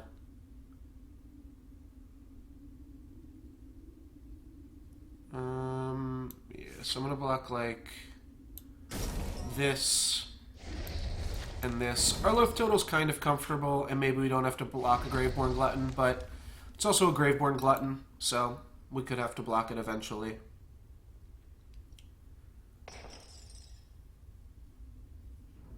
These draws make me kind of regret that play. Yeah, Cinder Mystic actually isn't bad. It's a 21-14. And the level 2 is also fine. The card is not impressive, but it's really not that horrible. It's got a decent level 3, and the level 2 is going to be able to trade with most things. Alright, how much damage does that need? This would be enough. As would this be? We could Ursine Strength here.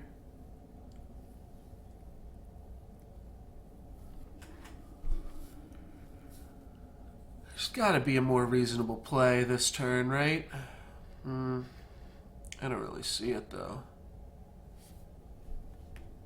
Yeah, I guess we're just giving this guy a shitload of mobility so it can do whatever it wants. Killing Stormweaver, getting in for 14, and using Ursine Strength to kill off Borean Mystic. Trade there, hit him for 14. Now my opponent will take 14 more because I get to move into the center lane, finish off Cinder Colossus, and hit him here for some damage.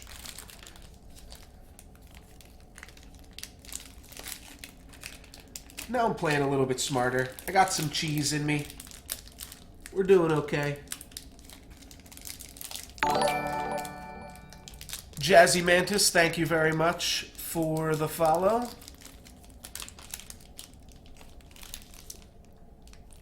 Hope you are enjoying yourself. Appreciate it very much. Thank you.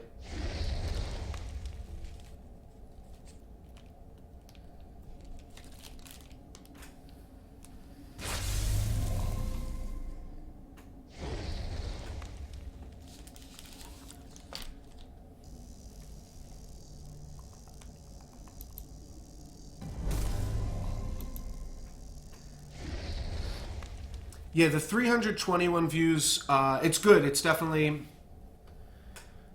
sweet. Though that is like views overall. Just so you know.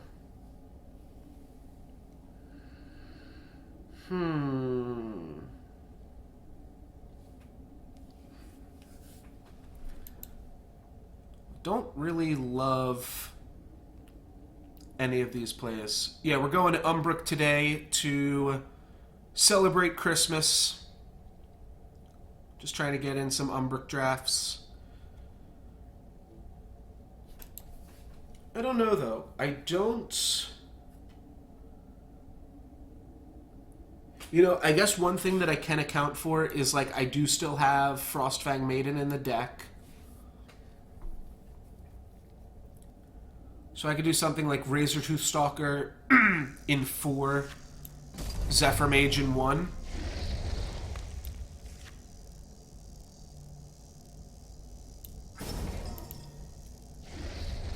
Right, yeah, 300 unique views just streaming a game that not that many people pay attention to is pretty cool.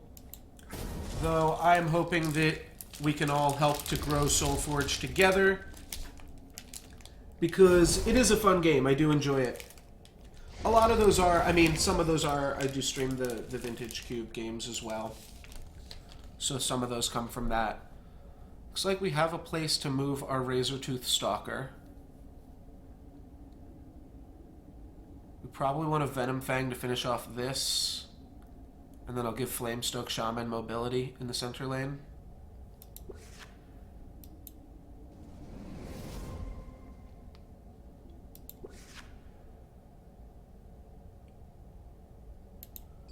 Yeah, you can do a lot with that. I appreciate it, though, Nurgles. And I also, yeah, just appreciate your support. Just hanging out in the chat room. All that stuff. I guess I could have poisoned this, but I don't even think this is a real card. Uranti Heartseeker. I'll just let it be. It'll, if this card is able to do something, more power to my opponent. Alright, Spite Hydra's pretty good, though. And... Alright. This is kind of weird.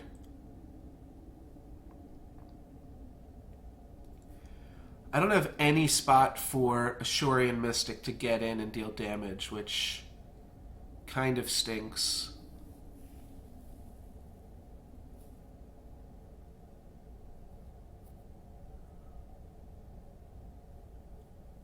Yeah, my opponent's playing so many defenders that I can't get Ashurian Mystic in, and they went for 2 positive battles. So we can't hit them for any damage here. What we can do is, like, Ghost Scale Cobra or Torrent Soldier.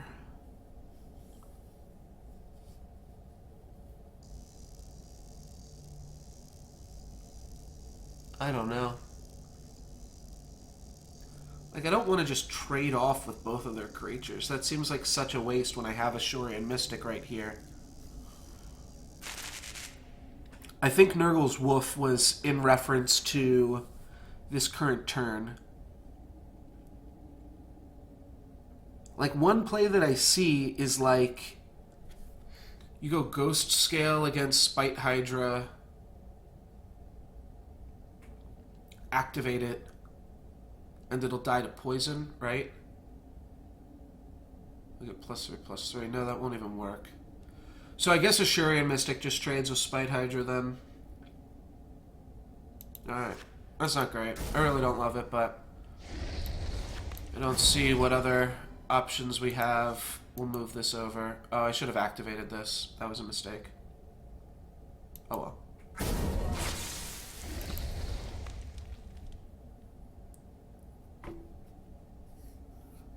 Ghost Scale made aggressive doesn't quite trade because it would be a 6/6 getting. It'd be a 6/6 getting or 6 toughness getting +3/+3, so it would go up to 9, take 4, then take 4 poison, and it would still be alive, and then it would be able to ping something, and it would die on my turn. So it dies, just gets one more activation out of itself. Okay, that's going to trade off with Flamestoke. That is going to survive at 13. And I guess I will play a Flamestoke right here and a Tigran Nomad open lane. And we'll try to get in some damage on player level 5. Alright, we've got the Flamestoke combo. We've also got Venom Fangs and Torrent Soldiers. That's a trade. Call the Lightning. Is this lethal? Yeah, this is lethal. Awesome. Awesome. 36+1. We did it. What a crazy spot to lethal.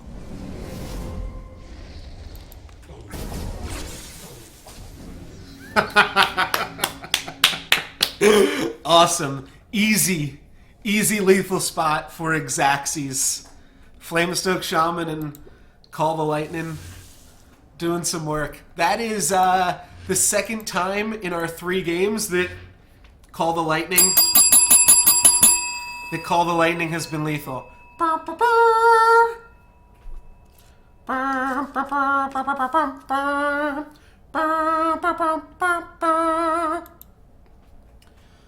don't even know what that song is. It's just stuck in my head from some random video game back in the day.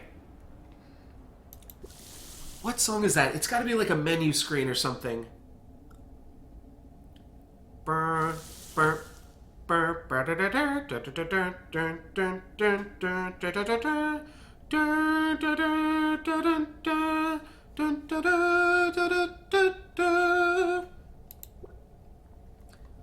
Might have been slightly off key, but I'm not sure if anybody knows what that song is, even so.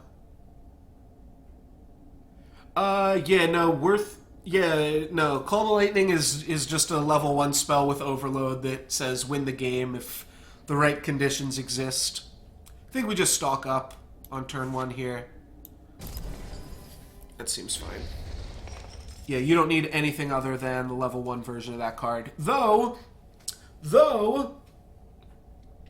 we can go kind of crazy with the level 1 version right here. But right, it is just fine on level 1. Ooh!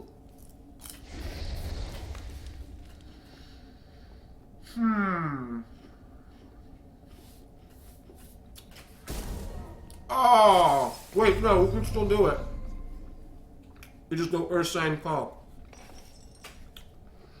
Fuck it. No luck's given, baby. Let's go, get hype.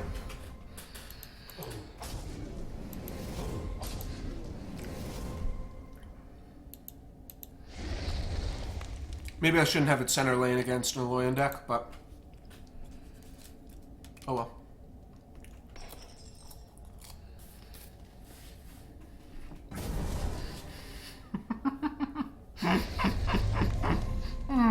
Okay. Oh well.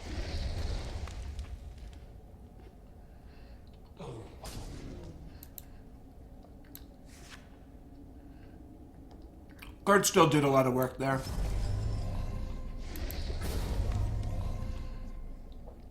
I don't mind that. We got Venom Fangs in the deck, but it was fun too.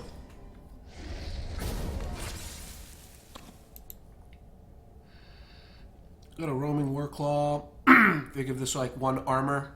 Actually, that wouldn't work. Shuri Mystic's good. Forge Plate is gonna survive. We can knock it out with the Torrent Soldier, maybe. This card's kind of big. Trades with Torrent Soldier. We can just Shuri Mystic them. I think I like that. We're giving up on all Flamestoke Shaman access for the rest of the game. So I'm not sure if that's great, though. The card, even though it's gated, it does function as a reasonable underdrop because it has 6 attack. And I think we want to level with Shuri Mystic, especially because we played Call. I guess we could have also not played Torrent Soldier, but Torrent Soldier just seems too good of a play there to not play. How would I rank the Aloyan Heroics? So I would have to be, I mean, if we're just going with current draft pool, which I think we probably are, it's definitely Aloyan Strategist first, and then Scrappy's probably second. Justicar is really good.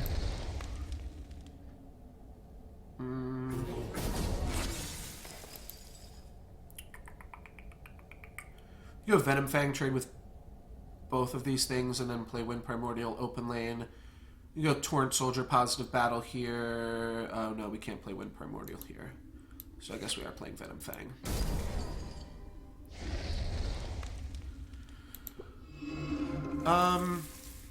You know what I should pop up sometime? Just a list of what actually exists in the draft pool. Kind of like Durg Banshee for this or something. That'd be good. Let me see. Is there a spot on the Solforge website that says the current draft pool? Let me see. Community, card database, game, draft pool.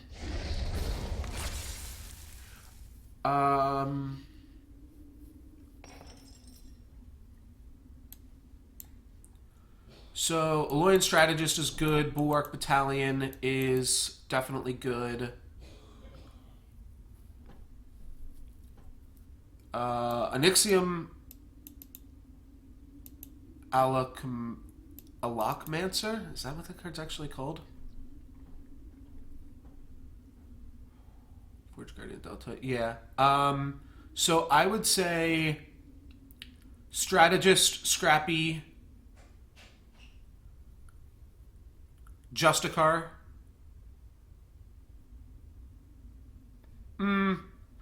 Maybe Experimentation over Justicar.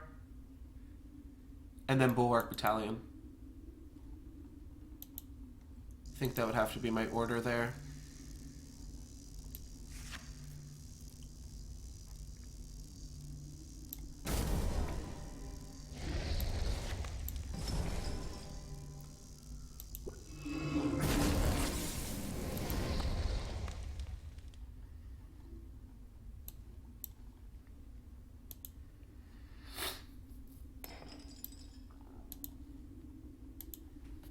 So awkward that minimizes, and yeah, Bulwark Battalion is pretty good. It's kind of like a Palladium Pulse Mage of sorts, but it protects only the cards you play. It can't protect itself, but it's otherwise pretty similar to Palladium Pulse Mage. Might be a robot too. The guy that Formation gets some armor, I think is just okay. I don't think it's great. All right, we've got Call the Lightning, Ashorian Mystic here, except we don't have the Ashorian Mystic part of that combo anymore, so I changed my mind. We can do something kind of sweet here. We can Frostfang Maiden and finish off Ionic War Charger with Frostfang Maiden. However, we're just going to want to level the Spore anyways, so it doesn't actually do anything for us.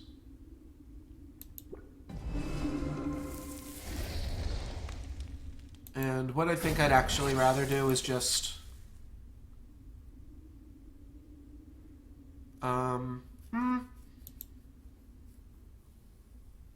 Oh Oh, this doesn't have mobility anymore anyways.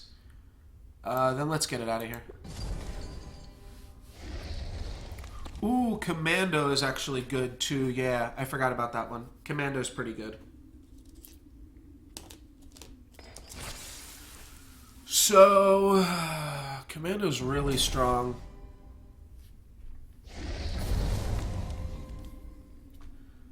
There aren't other, like, metamines and things to actually combo with Commando.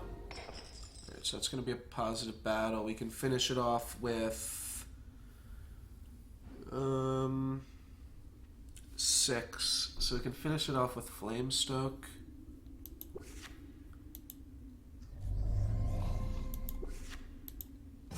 Or we can just finish it off with Shimmerfang Serpent. We'll go Flamestoke, though. We kind of get punished. Either way, we get punished for a -3/-3, though. This is fine. Commando, I don't think, is better than Strategist and Scrappy. I think those are just the two best heroics, like, regardless of anything else. Here we have Tangle Sprout Roar, maybe? Then move over Stalker. Oh, Grave Pact. Okie dokie. Tangle Sprout Roar still trades with Forge Plate Sentry, but don't think we want to do that. We can go Stampeding Mongosaur, then move over Cragwalker and deal with it. Sure. Yeah, I don't think there's any good metamines in the draft pool.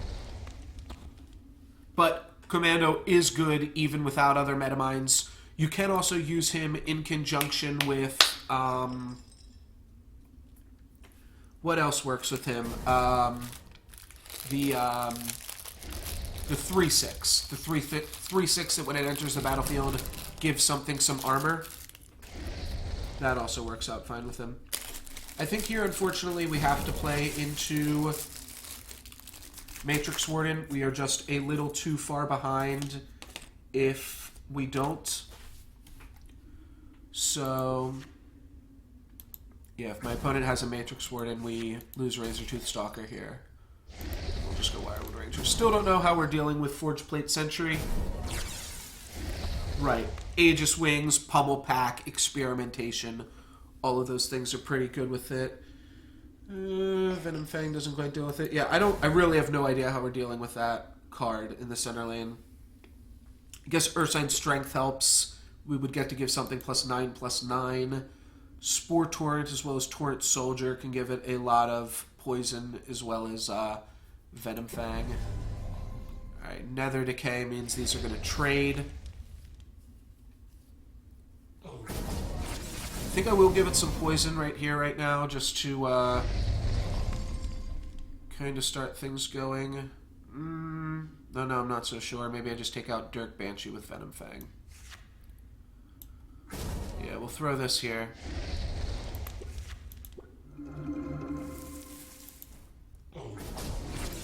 And Venom Fang's going to take out Dirk Banshee. That'll be a trade. Alright, Torrent Soldier actually does just trade with it straight up. And then we get to throw the Spore somewhere else. They trade in 2. It's not, like, the most safe trade. Oh, God, the Nanoswarms. They've answered all of our attempts at making a big creature here. Little unlucky. And they're going to positive battle with that. Okay. Well, I guess it's not quite a positive battle. How much poison does this give? This gives 4 poison, not enough to be relevant in any fashion. We will just hope they don't have a -1/-1 effect. We'll shuffle that in for the next rank and play a Stormweaver. Still good, we can still make this work, though Assuring Mystic's actually just dead. We could overwrite it at this point. We can't even call the Lightning or Ursine Strength to pump it up because it no longer has the ability either. Best removal in terms of creatures and spells. What's interesting is when you start considering... I mean, Venom Fang is like super powerful. Borean Stormweaver is the best common, as I've said. It's a little bit unfortunate. It's only persisting at 11. We can still finish that off. Okay. 11, right?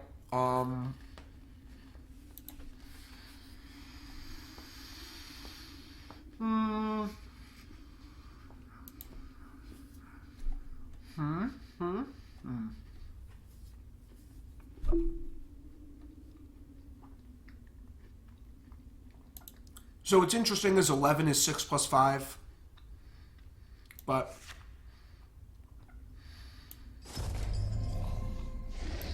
just going to do like this. We'll make our opponent think that we are like trying to protect this for some crazy reason. This is fine. Sport Torrent's pretty good. Ursine Strength is a +9/+9, so that is pretty sweet. I'll give us a 17, 19. Though this is already a positive battle, so we don't have to do too much. 4 poison plus 3 damage goes a long way. Well, now this is a trade. Well, that's free, so let's lead with that. This is like effectively free. Stegodon block. Unless we decide to just pump Stegodon. Which I don't hate. This is only going to hit us for 12. Kind of don't like blocking. If we Ursine Strength this, it survives with 8 health. It's pretty good. So if I think I'm going to block, then I think this block is fine. Oh, fuck.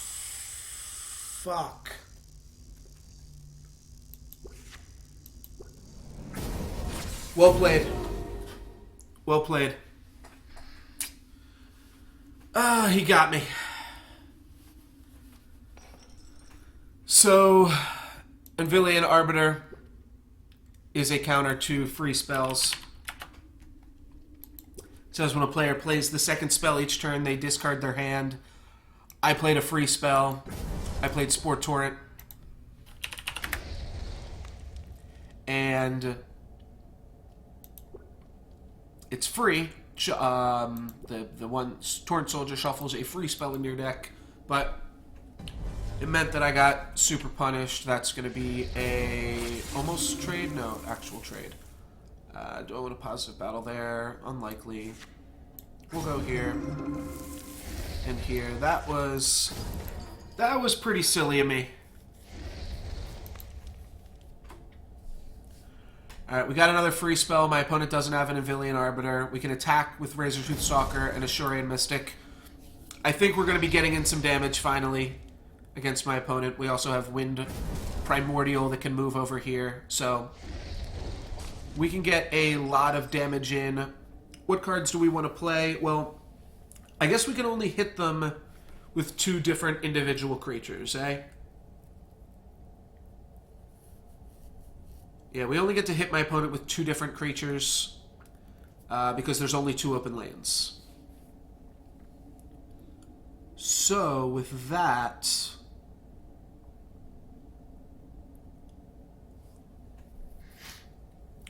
Venom Fang can trade with Nexus Pilot. Wind Primordial can trade with Nexus Pilot and a Technosmith.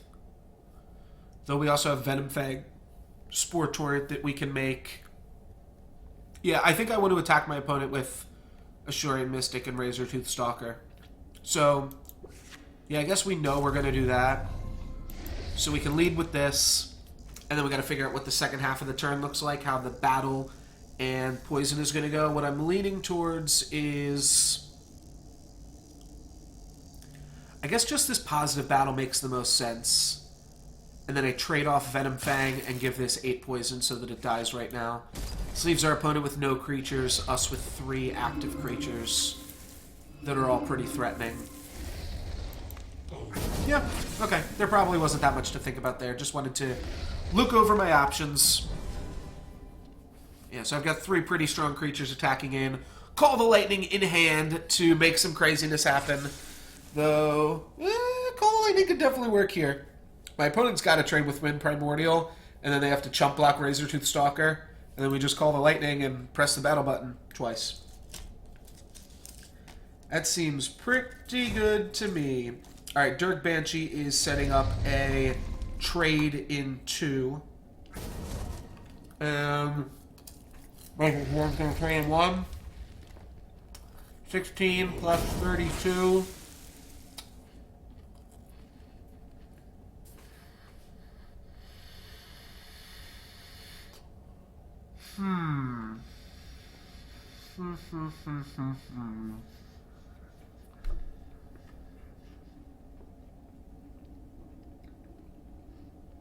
Swing for 32, it'll put him down to 17.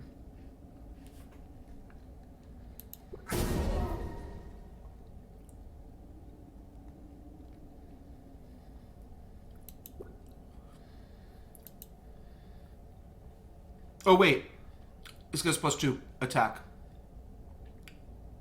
That'll put him down to 15. That means the next Wind Primordial is lethal.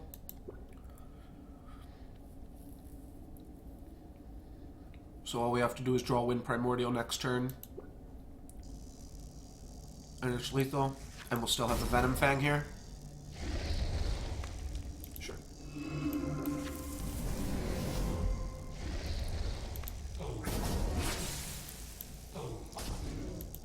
We'll get this guy out of the center as well.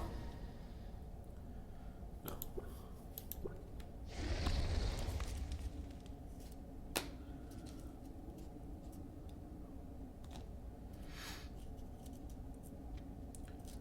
Razortooth Stalker plus Venom Fang. No, that's not bad. But it's not great either.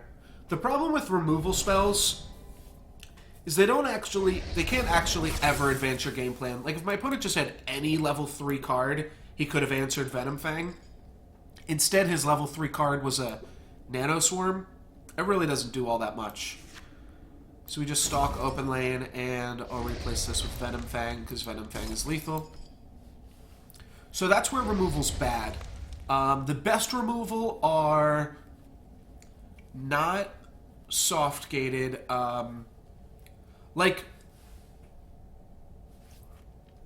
so I would never count Borean Stormweaver as removal because you don't get to use him the turn that he comes into play. But Magma Hound I would count as removal, and this might just be like the best removal if you're willing to count it as removal.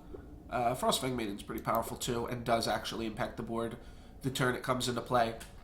But also, if you're willing to count Magma Hound as removal, it's not that much of a jump to just count Grove Matriarch as a removal spell either. This isn't lethal, so that's kind of awkward. Oh, and he howls me. Okay. We got a game, and normally he'd be able to move that over, but we are going to deal with it with poison.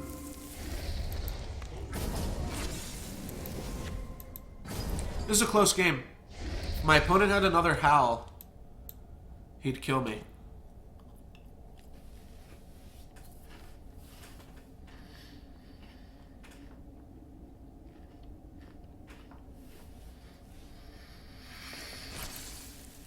However, I think we're going to make it out of this one alive.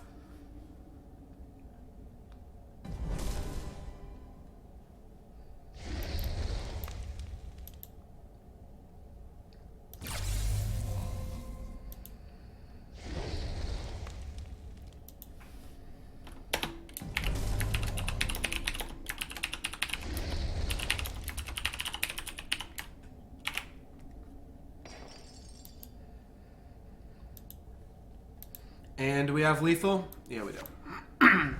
Cool. Just nonchalantly coming back into the game, do a quick lethal check. I figured we would. Not sure how my opponent answered my board. Maybe Grave Pact? Not sure. And we are 4-0. Yeah, Call the Lightning is actually doing some work, believe it or not.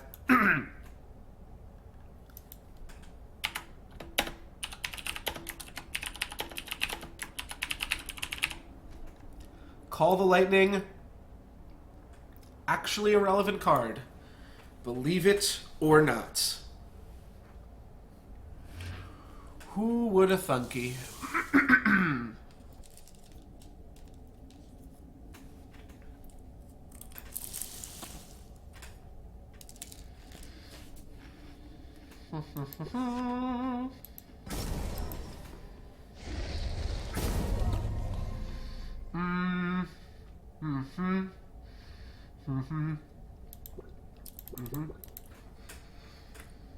So we can Zephyr Mage in 3, activate it, move Flamestoke Shaman over, and then Torrent Soldier to trade with the 4/7 that they put in front of Flamestoke. That's pretty cool.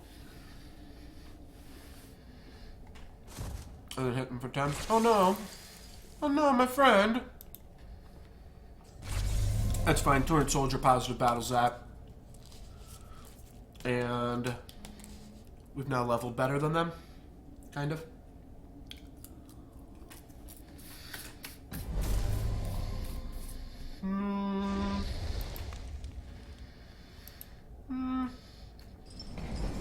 Oh! Nice!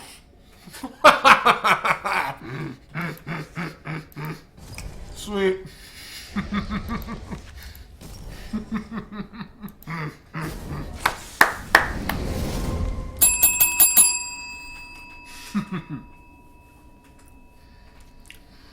I was wondering if we'd ever get our first pick thing to trigger there. It triggered not so great for us. I would have much rathered it trigger on the stag. And this bee is actually super awkward too. We're gonna die to the bee in 12 turns. I hate getting poisoned. Alright. Let's activate Flamestoke. Or mobility on Flamestoke. And die to the bee. I'll give my opponent an offer that they might not be able to refuse here with the bee. Got Razortooth Stalker, Shurian Mystic, Frost Fang Maiden, so... Oh, and Wirewood Ranger. Got some really good options here. So, like, what we can do is... Oh, I don't love that. It doesn't really change that much, though. We just Frost Fang Maiden in... that changes some stuff.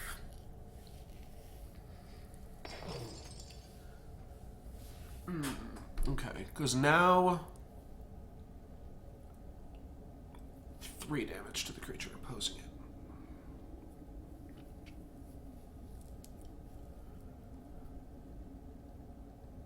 I really wanted to get in with my Razortooth Stalker, and I didn't want to have to replace Torrent Soldier, but is that what it's looking like now? Yeah, it is only 1 poison. Frostfang Maiden, we can move over. We'll eat up the bee. Play Razortooth Stalker here, we move it over. We eat this. Attack them for 8.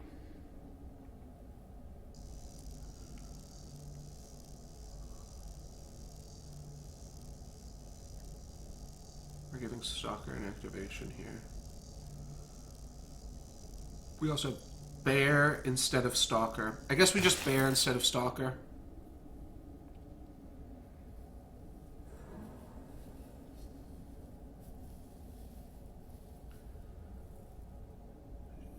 I didn't say it was only 1 poison. Yeah, that's Nurgles. I hate getting even poisoned in the smallest amount. I already know this is going to kill me just because of my play style. I play so slow. Alright. I think we got to play Razortooth Stalker. The problem is we don't have to play Razortooth Stalker and all of our other plays are good. My opponent also, I do want to say, played like 3 Overload cards. My opponent played a bee, an Aetherwolf, and a dog. Played a lot of fucking Overload cards. So we're kind of okay in that respect. Alright, let's do this play. Let's play this.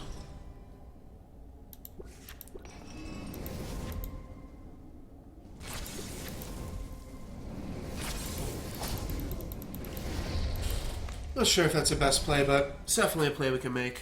So, we'll do it up.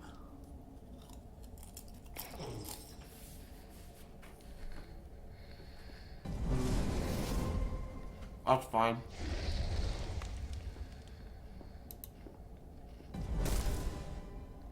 That's fine, Joe.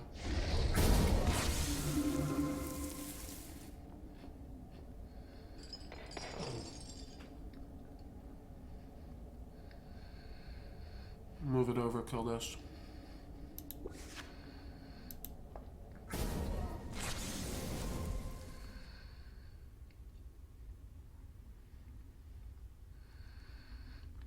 My opponent is black, so... Oh, jeez. My opponent is playing Necrium, so... I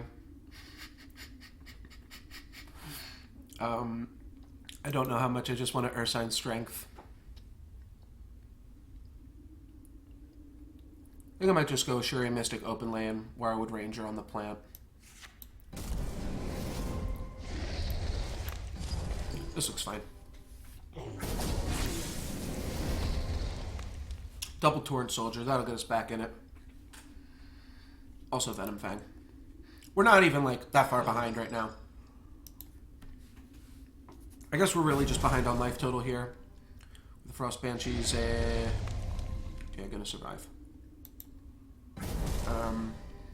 That's gonna survive as well. Alright, so... clean up all this shit with Torrent Soldiers. What's the level 2 Spore? Is it 3 poison? Yeah. Alright, that's fine. We'll take 7 more from Tangle Sprout. We have to decide where this pump is going. I think we want to pump the undamaged one. Though we could pump this to 6. 6 is a little bit higher than 5. Not by enough, though. Make a 9/11. Got Flame Stoke for both of the open lanes here. Hopefully that just trades off with a level 1, and so does that. We hit them for 9, develop 2 Flame Stokes. Take 7, go down to 86.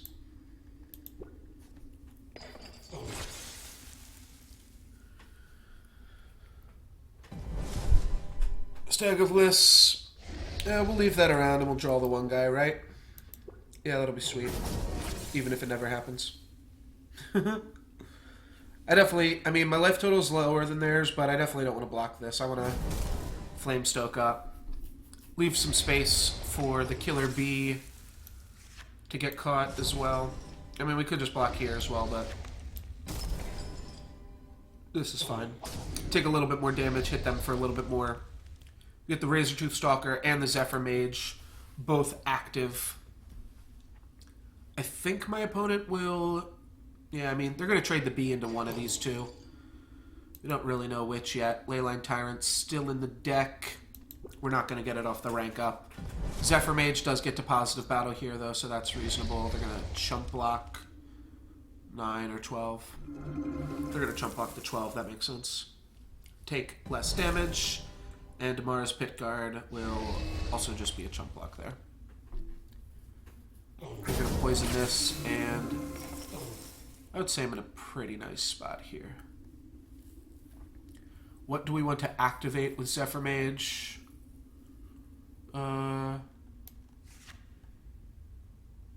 Just give this Razortooth Stalker a shitload of mobility.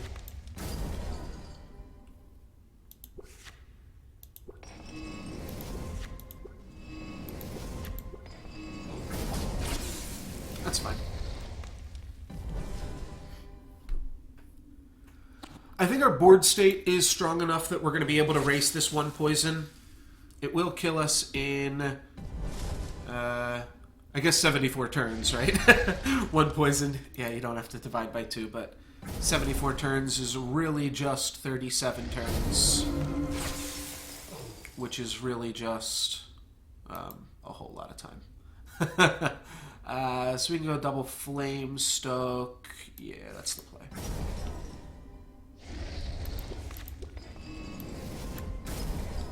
This is a pretty cool turn, too. Our last turn was also sweet. Where we got to activate 3 creatures. Yeah. Looks like that 1 poison isn't going to be a problem. My opponent can play a level 2 big creature. More Lotuses would be good. Oh, they did hit the rank up. So they could go Lotus 2, go trade, pause battle, and then they would just have to put something big in front of that. But looks like we got it. We are 5-0 with our random-ass Umbruk draft. Going to edit the stream title here.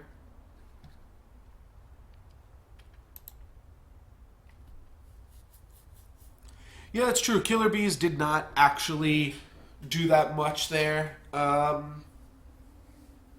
I think it wasn't just the Killer Bees, to be honest. My opponent also played a Hive Empress that did nothing, and they played 2 other Overload cards in rank 1. All of those things meant that they had leveled no cards for player level 2. And when some of my synergies started going off, they also didn't have any non-gated removal for Razortooth Stalker. And yeah, they just didn't play great cards other than like they played good cards. Zithian Direhound is good, and so to answer your question earlier, it was like 3 hours ago. How many Overload cards do you want in your deck? Like you want them. You want a decent amount of Overload cards. If you see Overload cards in your draft, they're good. But you have to recognize that they're not going to be great turn 1 plays. Or not turn 1 plays, but rank 1 plays.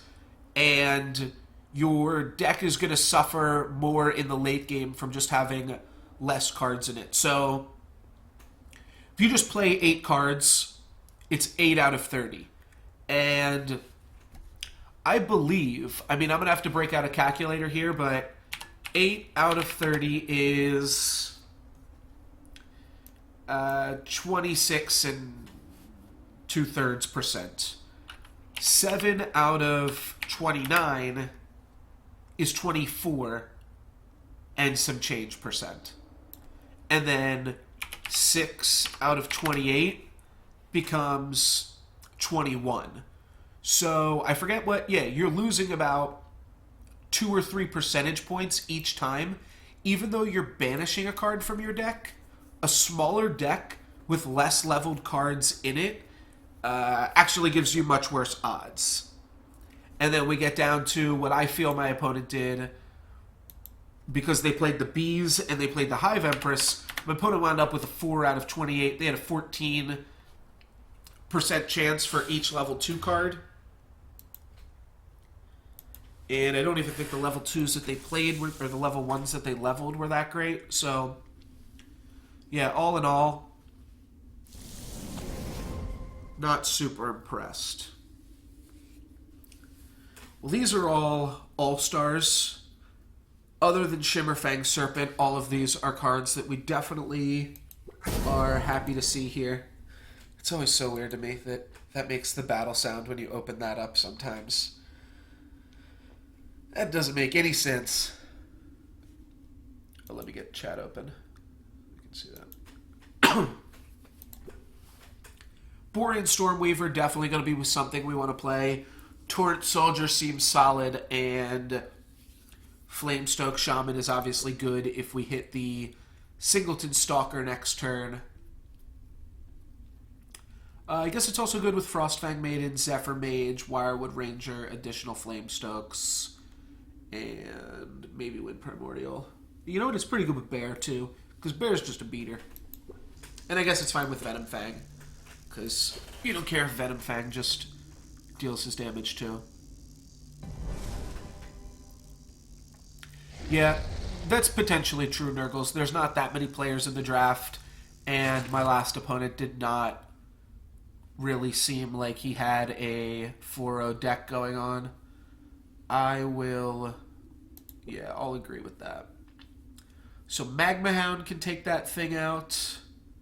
Zephyr Mage can positive battle. Steg can positive battle. I don't want to leave my opponent a lot of lanes. However, Borean Stormweaver, I guess, can take it out alongside Frostfang Maiden. I guess we're fine leveling this. We just leave Flamestoke as an underdrop. This is fine. Okay.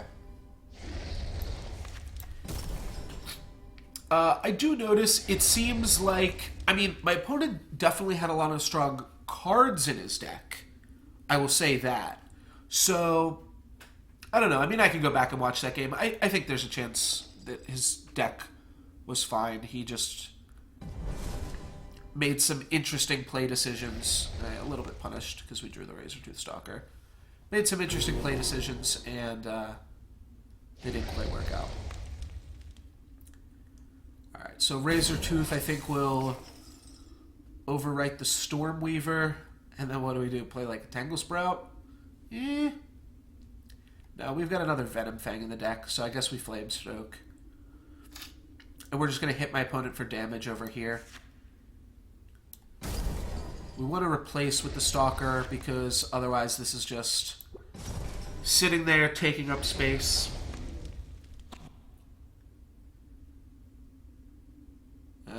Don't really want to play Nigrin.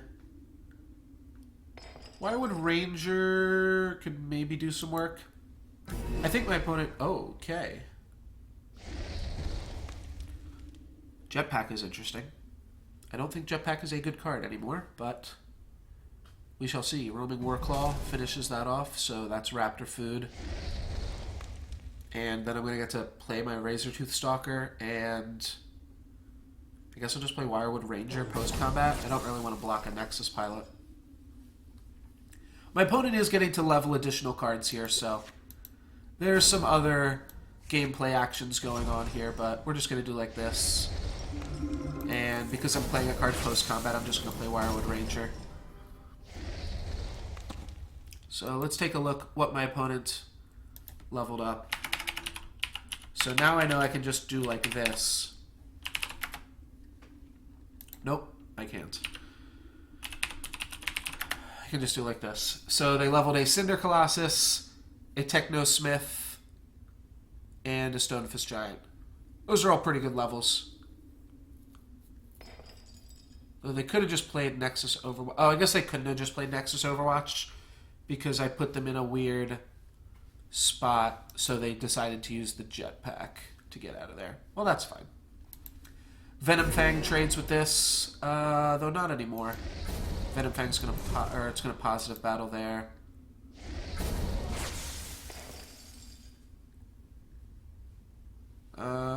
So Torrent Soldier with a pump can take this out. I've got decent cards that we can level here. Do I want to play the level gated cards on the turn where we're just about to rank up anyways? That's what's awkward. Like, I can play Flamestoke or Zephyr Mage so that their leveled up versions are in the deck. But if I do that, we're just about to level up. So it doesn't really matter. Zephyr Mage, I think, might be the most relevant. Though we did level Razortooth Stalker. So getting the level 2 Flamestoke Shaman is pretty reasonable. But that would mean no Torrent Soldier. And let's just level Torrent Soldier. Torrent Soldier is also pretty good. And we'll crash for 12, putting my opponent down to 92. Cinder Colossus is good. Cinder Colossus is definitely one of the best defenders, if not just the best. We got punished because we drew the 2 cards that we didn't level. Cinder Colossus might be the best defender. And I think you also have to be in Tempeast to be the best defender now. Like, Forge Guardian Alpha is better than Cinder Colossus.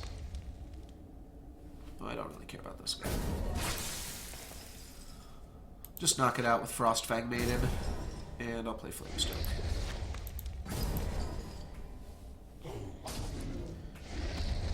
Like, Alpha's better, but it's also not better because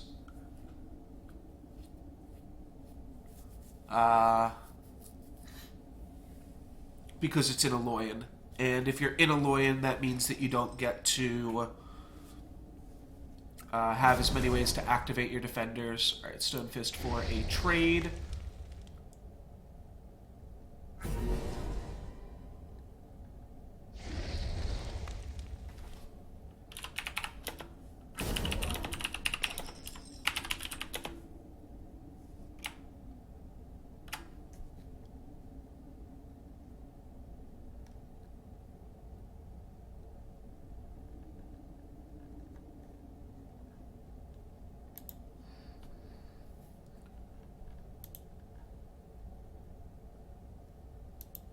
Sure, thank you very much, brother. I just saw you were spamming my links over on Solforge Ladder. I appreciate that.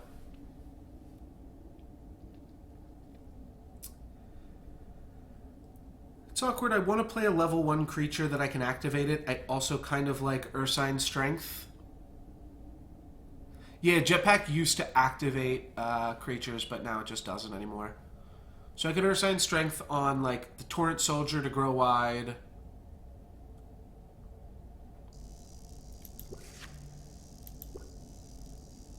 Roaming Warclaw seems like the no-brainer as well. I'm going to dodge center lane. And I guess we're just not going to care about this. And do I want to grow wide? Yeah, I can only activate this anyways.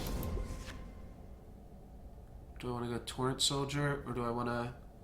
This is plus 5, so it puts it up to 8, 11, 8. That's fine.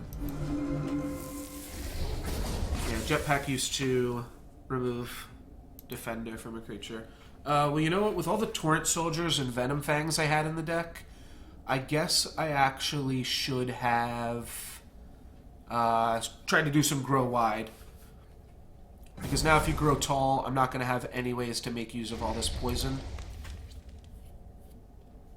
Because it's not like my opponent can possibly expect a positive battle here. They're going to positive battle there, though, so... As much as I don't want my opponent to positive battle, I guess that works out for me. That's also a little bit awkward. I might just finish that off, because it's... kind of annoying to have that sit there, potentially. Though Wirewood Ranger's so good. Yeah, Wirewood Ranger's too good. Let's just go... I guess I'll go Torrent Soldier. Both of these poison cards are about the same here. So we'll go like this. Hit my opponent for 10, down to 67, and then play Wirewood Ranger. Sure.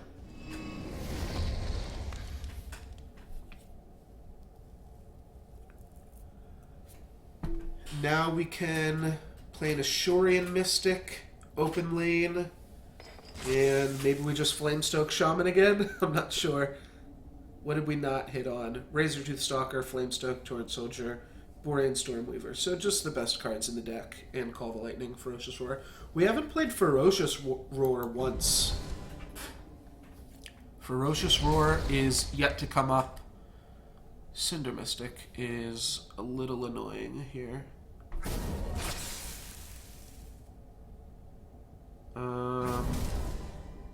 That's cute. We could throw a bear in front of Cinder Mystic, but we could also just not care.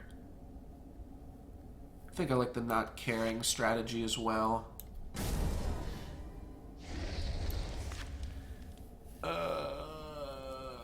Yeah, this is fine. Hit my opponent for 5.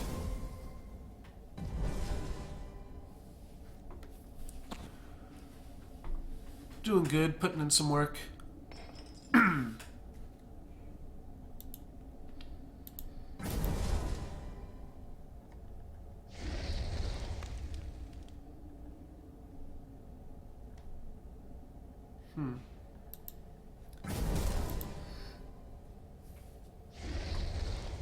Trade, positive battle. Positive battle? Oh, good shit. Alright. Alright. Then, what do? We win Primordial and we smash into this. I guess we just Tinker in and smash. And then I'll play a Razortooth Stalker on it post-combat. Alright, we hit him for 10 here, put him down to 52.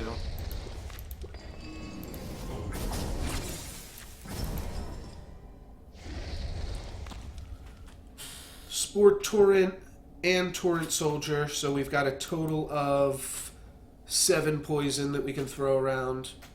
4 poison looks pretty good right there, though. As does just Torrent Soldier. It's a pretty reasonable positive battle. We can put like 3 poison on this so that we can go here and not feel ashamed. 4 poison looks good on that as well. And that's going to activate their 13-6. So we're kind of priced into dealing with a 13-6 now as well. We can just positive battle here. We could also move, but we really don't have to. Do we have Call the Lightning lethal? Not yet. It's close.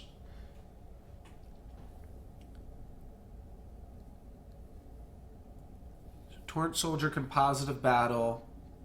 Throwing 4 poison here. Wirewood Ranger here. 3 poison here. Yeah, it seems like the best.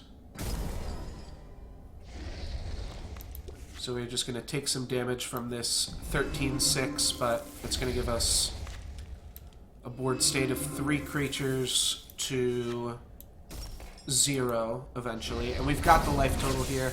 We've got more than enough life to take a few points of damage here. That's fine. It's one of the strengths of playing. Was that the phrase? Oh. I thought you were saying that "it's fine" was the phrase that I overuse. But yeah, I've got 98 life. I got 98 life and something ain't one. Let's see. What isn't one? I'm not sure. Alright, 2 positive battles there. We Venom Fang to finish that off. Frostfang Maiden. Open lane, Frostfang can take out the Steam Sentinel eventually. The poison will take out this.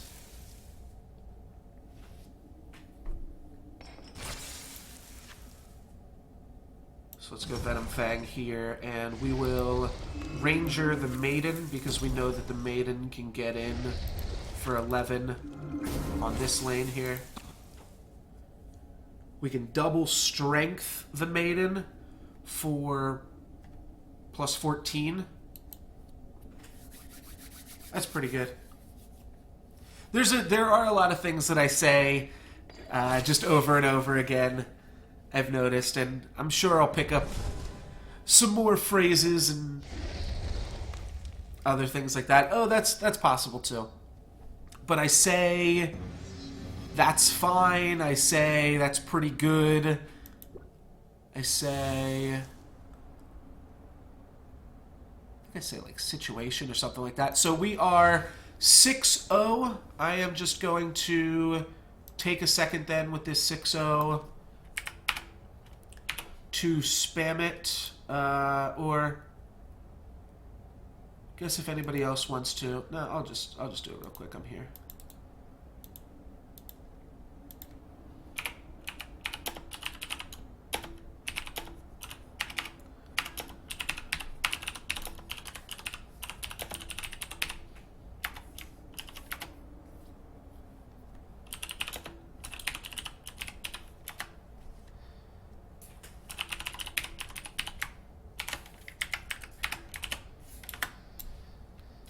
All right, so turns out, yeah, it is a really casual 4-0. None of our games have been, or 6-0 rather, none of our games have been super competitive, and also like the actual draft portion of it, I was just like, yeah, I'll grab this card because it's red, and I'll grab this card because it's green, and both of those cards are like pretty terrible and haven't done anything for us, but they have in their own special ways. one thing I will say about, like, I was thinking this morning, I was like, okay, I could force Umbruk and have that be kind of a Christmassy thing. And there's a chance that Umbruk is the most powerful faction combination in draft right now. I mean, at the very least, it's got the most powerful common, and it's got the most powerful rare in Borean Stormweaver and Venom Fang. I'm pretty sure those are the two most powerful commons and rares in draft. Leyline Tyrant, it didn't really even do anything for us the one time that we drew it. It traded with a dog, which was just, like, whatever. But it was funny. I did think it was pretty funny. Alright, here we go. Yeah, here's what we got. So I guess Stegodon was the 5th. Oh, we grabbed a Flamestoke Shaman. 3rd pick. So we went Tyrant, Tigran, Flamestoke, Strength.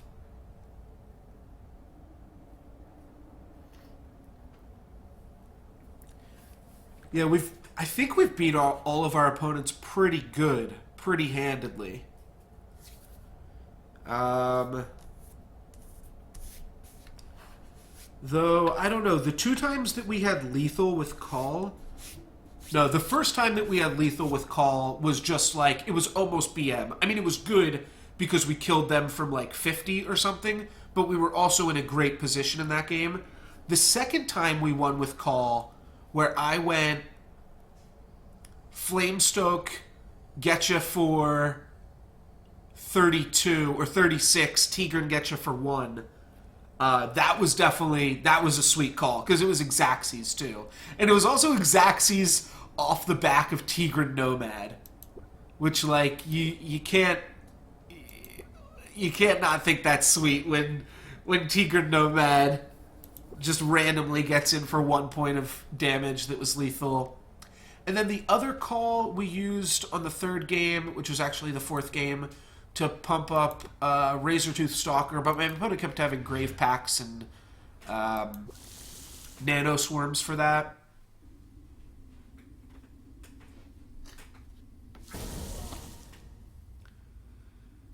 What do we got here?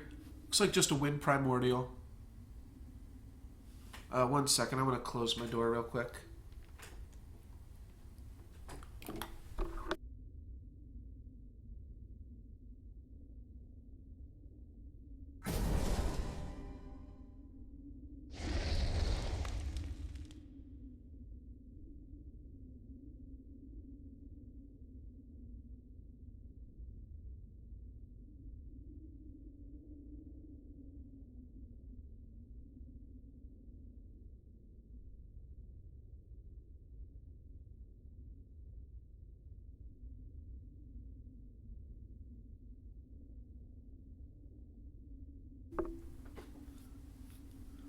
Yo, Soldier, I am not sure how to do that. I mean, the easiest way, and the way that I do it, would be I would load up an instance of it on my phone or iPad, and then load up another instance on the computer. I'm sure you could do it if you had something like Parallels, or I guess a dual booting wouldn't work, but some kind of thing on your computer that lets you just like run 2 computers at the same time. But otherwise, I don't think you can just run it, but I'm not sure exactly. This play isn't anything too special, but this hand's kind of shit, so we'll just throw down those cards. Yeah, that could be the only way that I would think to do that there, Soldier. Yeah, phone works for me. If you're are you just trying to get daily quests or something?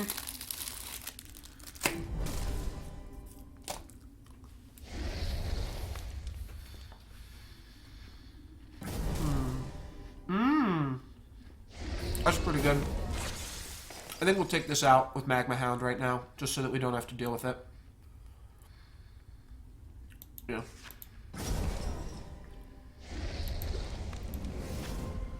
I'll play Stormweaver over Shurian Mystic.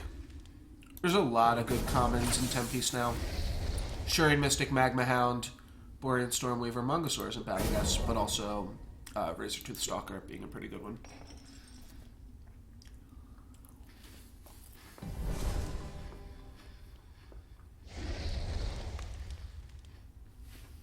For my dailies on days when I'm not streaming,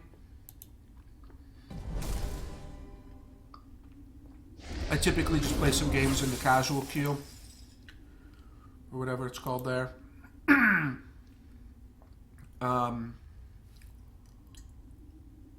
But yeah, if it's like midnight or whatever, and you're like, all right, I just want to get these done, and it's time to go to bed. It's just tricky to only do your dailies like that, because then sometimes the game becomes more about only logging in to get the dailies done and less about actually playing the game. So we can ping here. I kind of want to play Flamestoke. I don't love playing Torrent Soldier on top of this, but I guess I'll do like this, and I could just Torrent Soldier open lane. I'm willing to just trade off Torrent Soldier, though. I guess I'll just not try to get that much value and just trade them off. It's not like it's a negative battle or anything crazy like that. Call the Lightning, but no Razortooth Stalker on this player level. Okay. Yeah, if you're a new player, that definitely makes sense.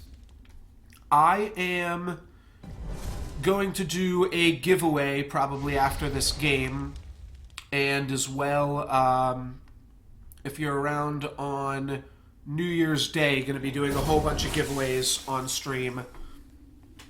So, can also recommend checking those out. What's 4 plus 3? All right, we can do a cool play here. We can go like this. Activate. Frostfang Maiden. Activate. Battle. Move over. Doggle Tree.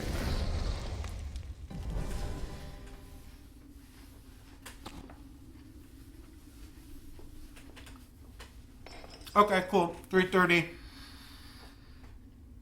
I'll still be going.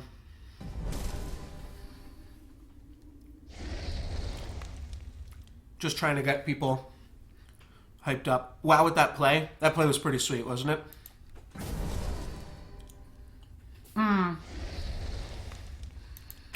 They get the positive battle there, though. Oh well. It was still worth it, I think, to play it like that. It was like relatively low risk.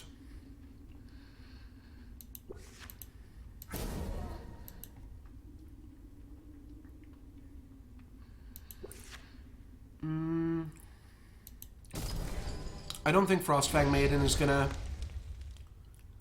survive.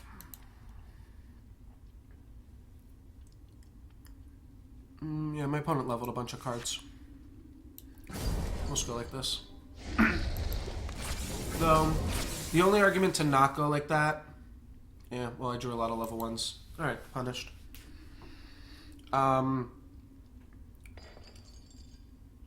What was the argument to not go like that? Oh, because my opponent could have the level 2 Nexus Technician now.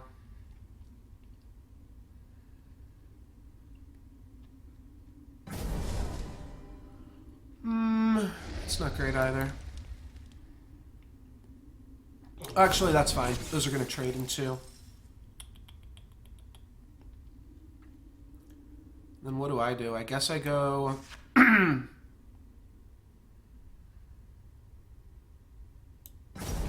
Roaming Warclaw.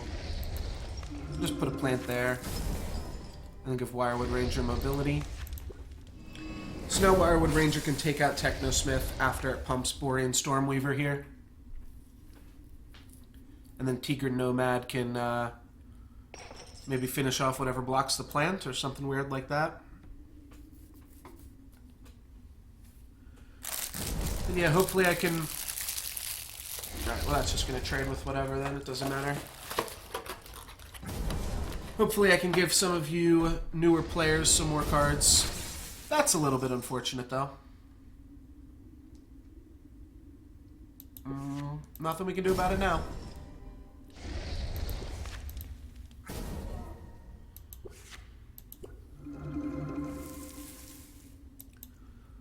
that. My opponent could pump here, but I don't think I care.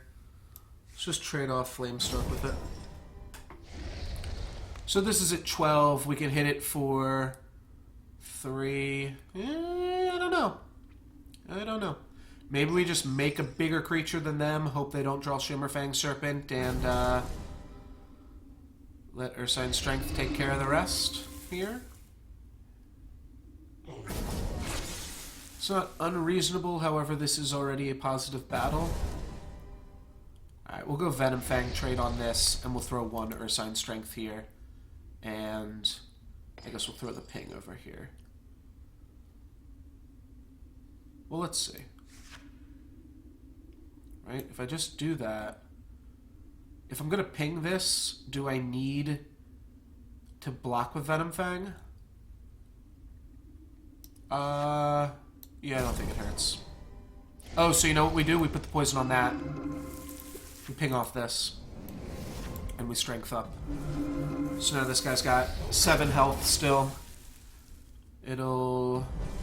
I mean, my opponent hit all level 2s, that entire player level, so... We still got a tough road ahead. Roaming Warclaw can trade with this. We can put the plant there. Excuse me, guys. Or we can put the raptor there. Oh, good. Alright, luckily this card scales off into the late game. It's just a 12-16. That's not actually a huge deal. We could put Roaming Warclaw here. This has got 11. It's only going to give +9, +9. +9, +9 is not enough.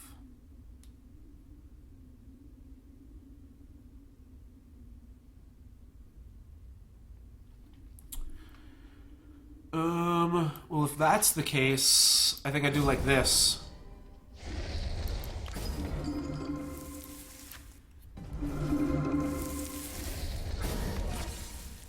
I don't really love that play either, but I don't know. I feel like I'm kind of running out of options here.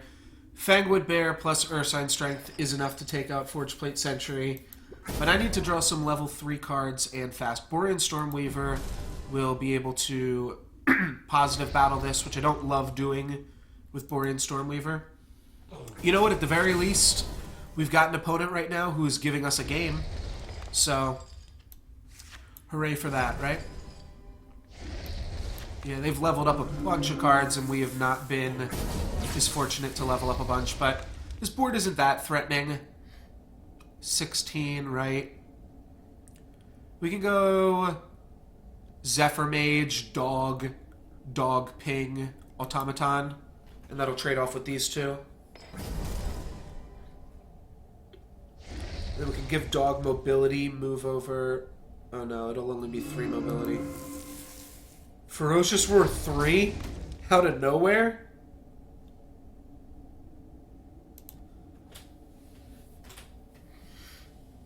I'm at 15. Alright, I lose the game. Yeah, this was really close. I can kill this, but then I take lethal. My opponent has a level 3 Ferocious Roar. Yeah, this was just unlucky. Nothing we can do about it. I guess I will survive for a turn, and we'll let my opponent do some shenanigans over here. There's the Borean Stormweaver. There she is, just 10 turns too late. There's the Call the Lightning, too. Alright, let's forfeit this one. Yeah, my opponent hit all their level 2s on rank 2, and leveled up their whole deck. They may have leveled like 4 or 5 additional cards, so they pretty much have their whole level deck. Like, we saw the level 3 Ferocious Roar, the level 2 Munitions Drone. All those cards that they were playing, we never even saw the level 1 versions of.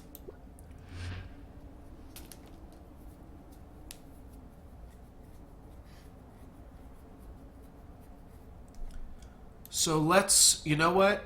Before we... Alright, well, game's starting.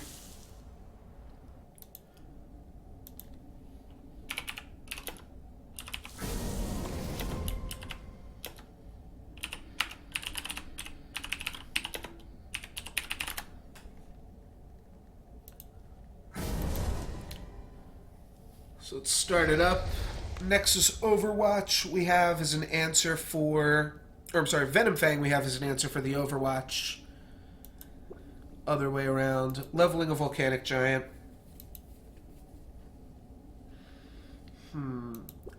This deck kind of wants some open lanes. So... I think we will simply make some room here.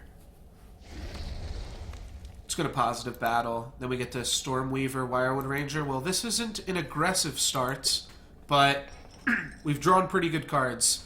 I do actually like Stegodon in this deck because we have double Ursine strength. Alright, they're going to give us a trade with the Stone back. That's pretty reasonable too, because that means Stone back will not be a menace upon us. And then will they overwrite and Positive Battle? They will do just that. I can finish it off with Borean Stormweaver. And we're cooking. We're cooking here.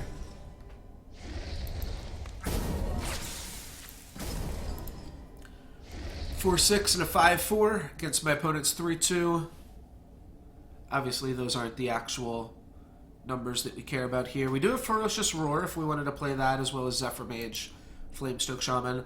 Yeah, I think Ferocious Roar might come up here, because Ferocious Roar changes that from a negative battle to a... Oh, God.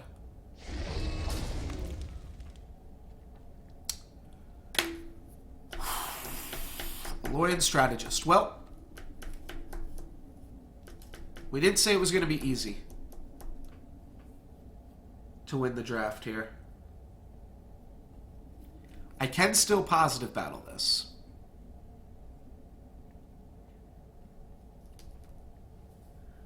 And I think I like it. My question is, what's my other play? And I think it's Flamestoke.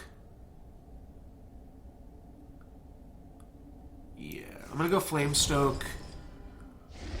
Ferocious Roar. We're going to save this, and we're going to finish this guy off. We got the Flamestoke and an Assuring Mystic or a Torrent Soldier, or I can just stoke it up. Still no Razortooth Stalker, though.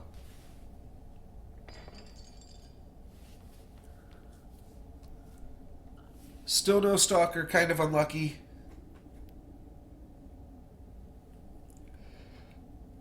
Alright, they're going to trade off a Loyal Strategist with that, which is fine. It means they're just going to have to do a natural trade here and here. Alright, Cyclone Rider, that's a pretty good sign. This card is absolutely horrible. It means that they're not even going to be able to trade with this. Yeah, I don't think that works how my opponent wants it to.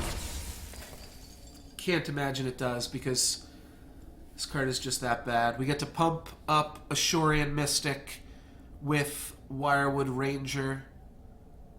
And then what do we want to level? I guess we'll level a Torrent Soldier because we have to trade something off with the Cyclone Rider.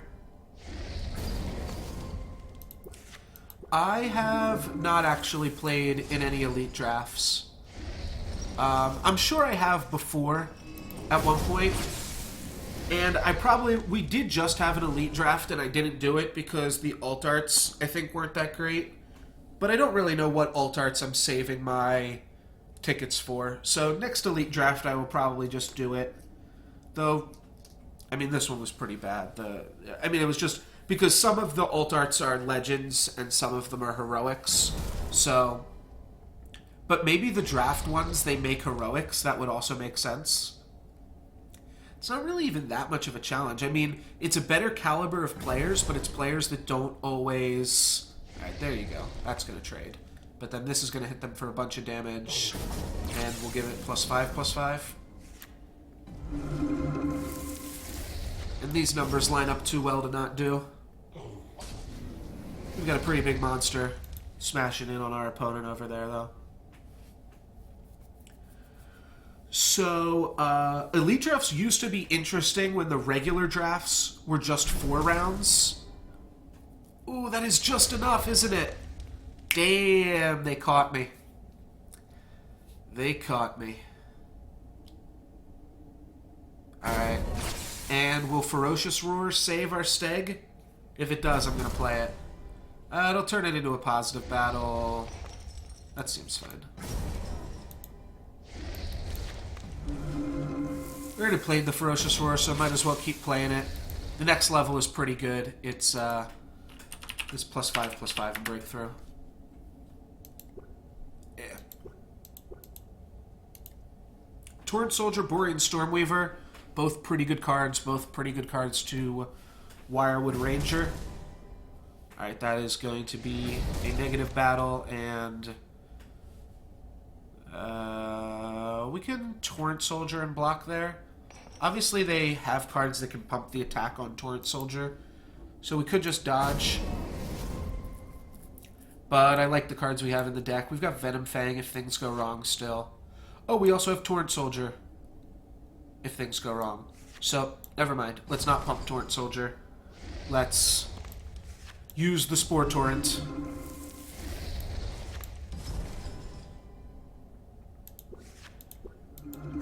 This is like the first game we drew Ferocious Roar. So I figured I'm going to start casting it because it's the last game of the draft, and I think I don't know. I'm sure it's not true, but it feels like it's the first time that Ferocious Roar even got drawn. I'm pretty sure I just haven't drawn that card up to this point.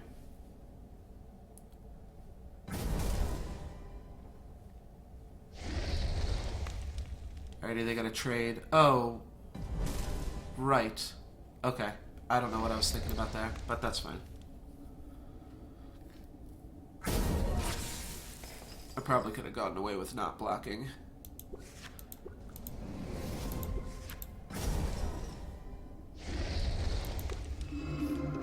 Yeah. One time I drew it on the same turn I had lethal, but I went for the lethal play instead of that.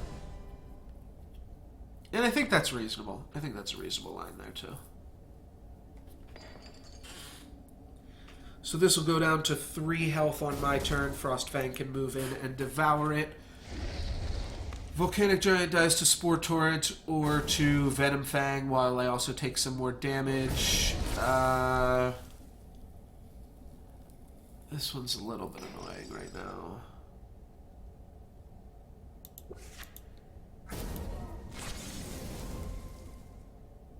Just throw a bunch of poison on this thing.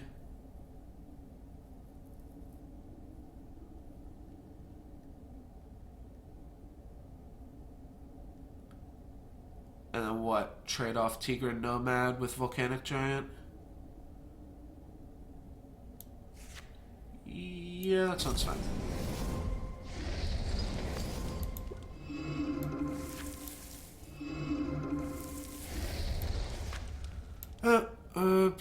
What's our opponent playing? They're playing Aloyan. Like, I don't want to just have this die to a dog, but at the same time, it is the best card to level. I'll just play Tangle Sprout. I don't want to have it die to some dumb ping. The Nomad's actually a better card to level, I think, because there's just more chances for the breakthrough and the higher attack to come up. But yeah, the low toughness means that just dying to a level 1 dog is like kind of something silly. We did brick on this turn again, so it doesn't really matter. We'll draw some good cards eventually. I'd like to... Yeah, it's a trade, so that's fine. And then are they going to trade with Venom Fang, and I'm going to finish it off with Dog? No, they're going to go Ice Shard. I'll Shimmer Fang the Ice Shard, and I guess play Torrent Soldier. Right, this is an 11. Yeah, it's Shimmer Fang. Fodder. Yeah, I wouldn't mind like keeping around some creatures so that our breakthrough is actually kind of reasonable. Looks like we're just going to draw our level 3s and not draw Ferocious Roar. Maybe we draw Ferocious Roar next turn. This is actually a much better order. And then Stegodon Ferocious Roar on the rank up. Not that that will matter too much. Yeah, against a defender creature. My opponent could play something there to make it relevant, I suppose. Yeah, that's kind of relevant. It's gonna die on my turn. It'll get to hit me one more time. Just curious if we want to play Torrent Soldier, just to not allow War Merchant to activate at all. Nah.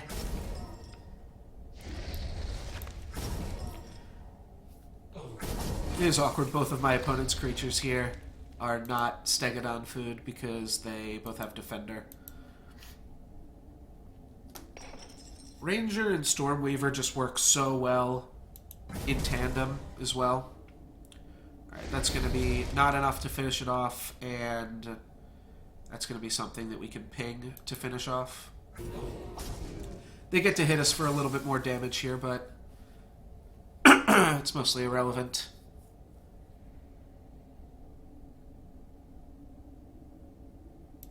Yeah, we just ping, finish this off. I'm gonna pump up Razortooth Stalker. And Steg here. I don't love putting Steg here because it's not going to get the rank up trigger right now. I mean, it gets it, but it's an irrelevant one. But you do have to deal with War Merchant eventually, so we'll deal with it now. I guess I could have put Razortooth Stalker there, but Razortooth Stalker will get in and get pumped.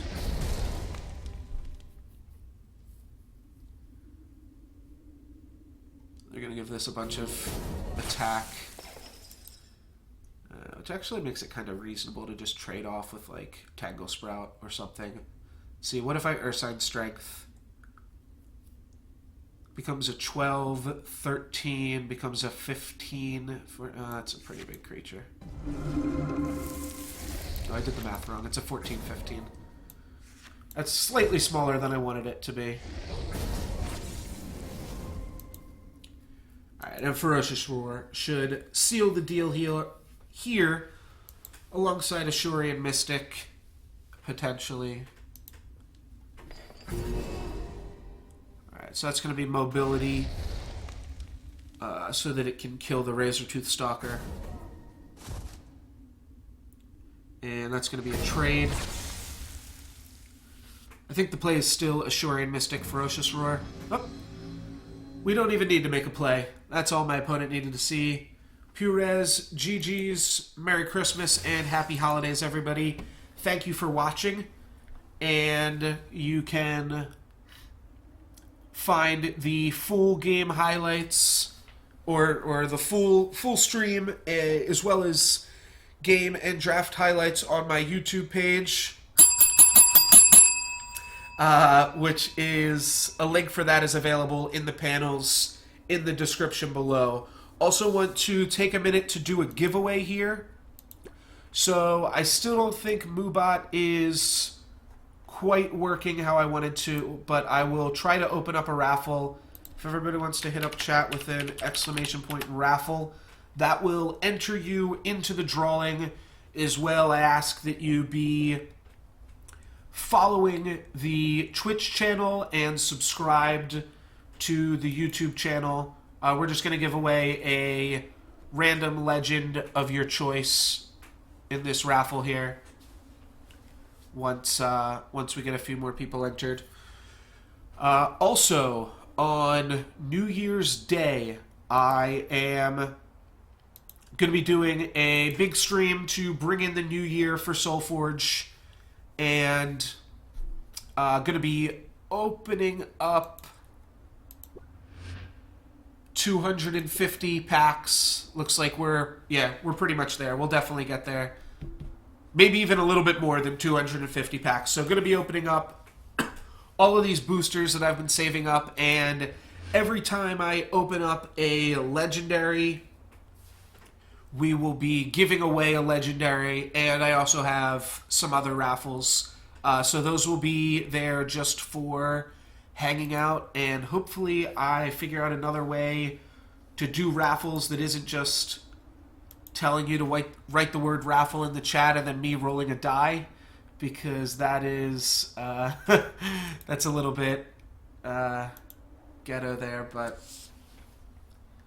we maybe I can figure something out. Alright, so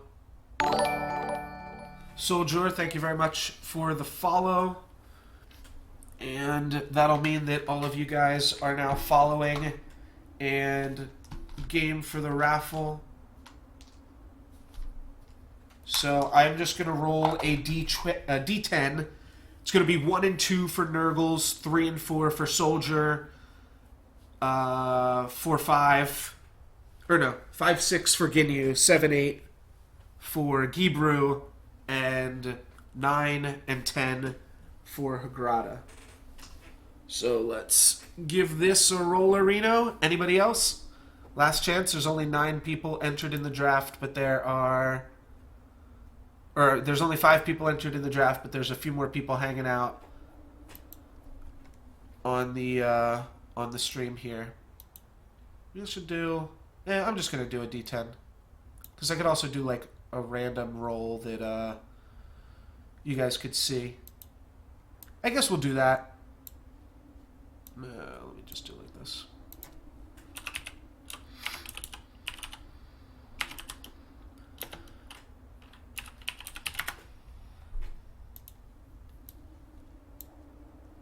Alright, so let's just do between 1 and 5. And in the order that you guys commented, so you guys can all see your numbers there. And 4, so that is Gibru. I'm also going to do one more.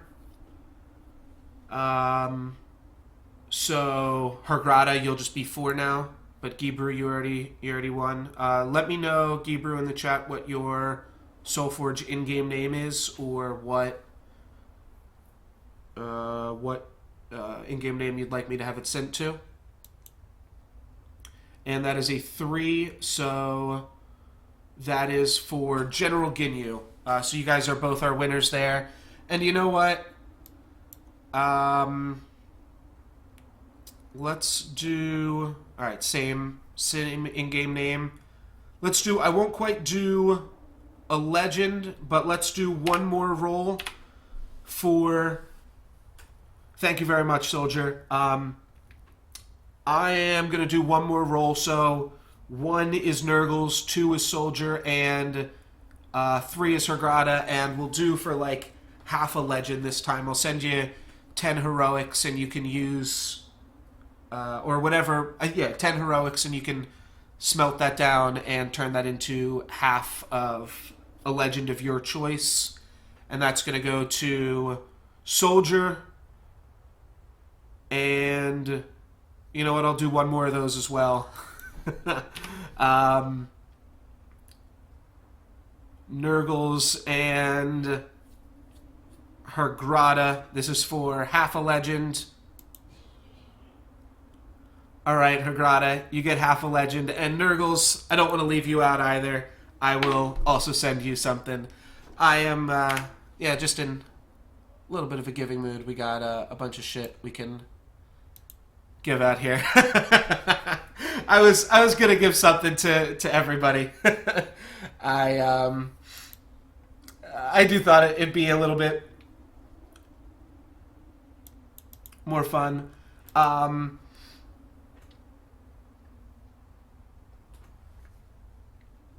okay. Yeah, I don't think I'm gonna give out any gold codes today. So Gibru will pass his code on down.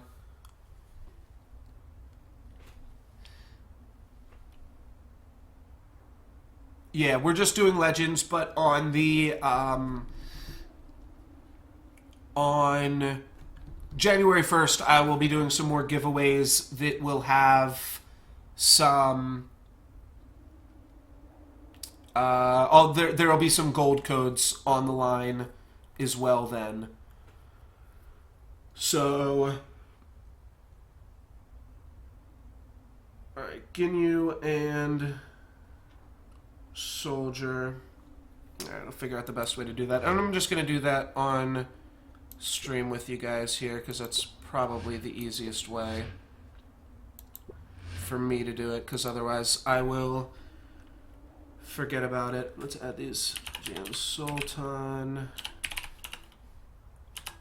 Yakub.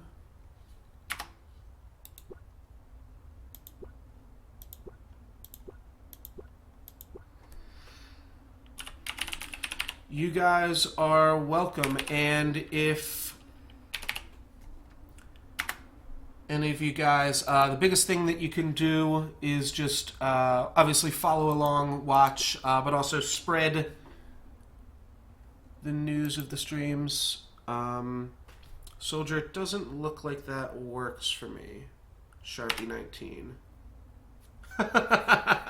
Yeah. Okay, Soldier it is. That's what I thought. I thought I had seen your name around, to be honest. Maybe in a draft once. Or I've just seen something like it.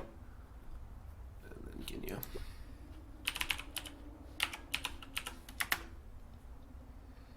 And then Hergrada, if you want to post your name in the chat as well. We'll hit you up. So what did I want to say? Oh, yeah. If you guys just want to spread the word a little bit about the giveaway stream that I'm going to be doing on the 1st. Waffle. All right, you just got in there. If you want something, de jure, I could give you something, but I'm pretty sure you're good. I mean, I don't... Oh, okay.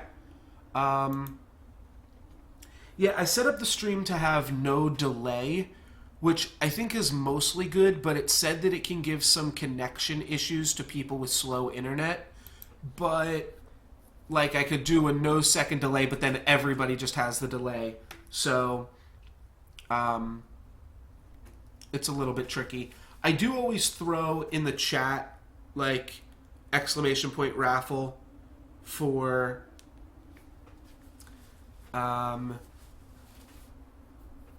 people sending the or when I'm about to start a raffle, so at least everybody can see that. Let's do this now before I forget.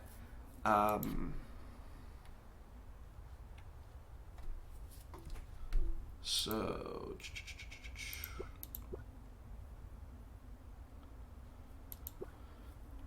for the first 2 people, I'm just going to send 10 Aloyan Highlanders.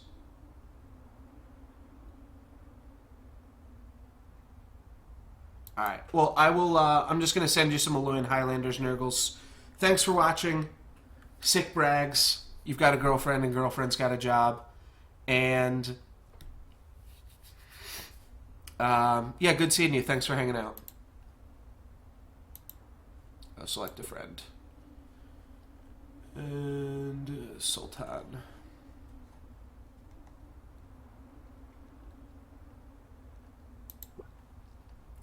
Cool, cool, cool.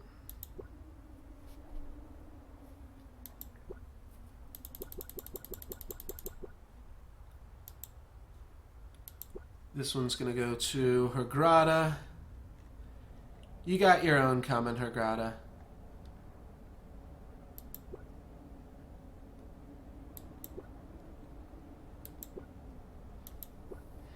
And now Ginyu, and Soldier, if you guys are still around, if there's any like legend in particular you guys want, especially old set legends, I can definitely hook you up with that. Or if it's something that you or that I don't currently have in here,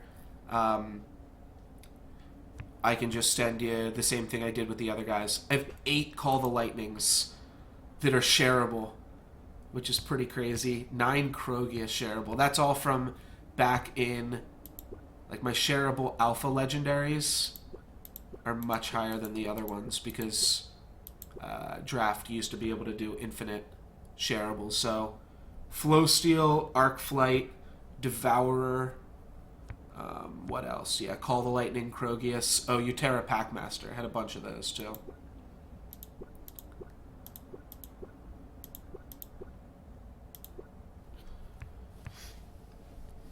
I think what I will do...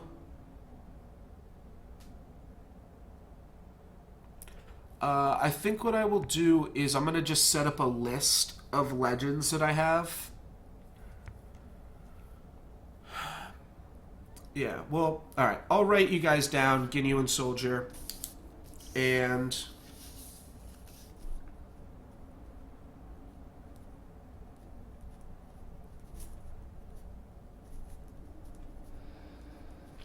what we can do, I will get my list of legends before the 1st onto solforgeladder.com, and I'll send you guys a message when I have that up. Or if there's anything that you see right here, right now, feel free to just shout it out. But what we can do then is when people want to claim a random legend in a giveaway from me, they can just message me when they see what they want. That is easy enough. All right, there's Ginyu. This guy's actually pretty decent now. He just got buffed. I had him the other day in draft, and he was pretty sweet.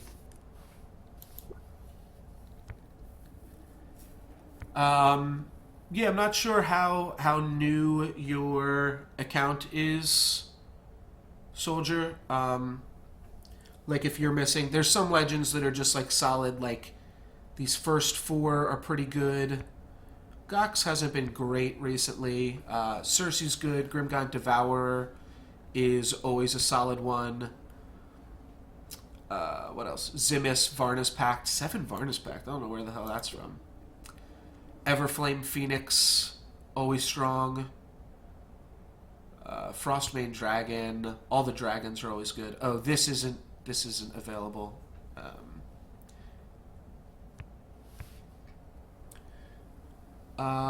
Krogius is pretty strong.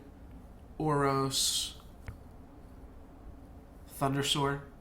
All those are good. Thank you, Ginyu. Thank you guys for watching. Hope you guys had fun. Cool.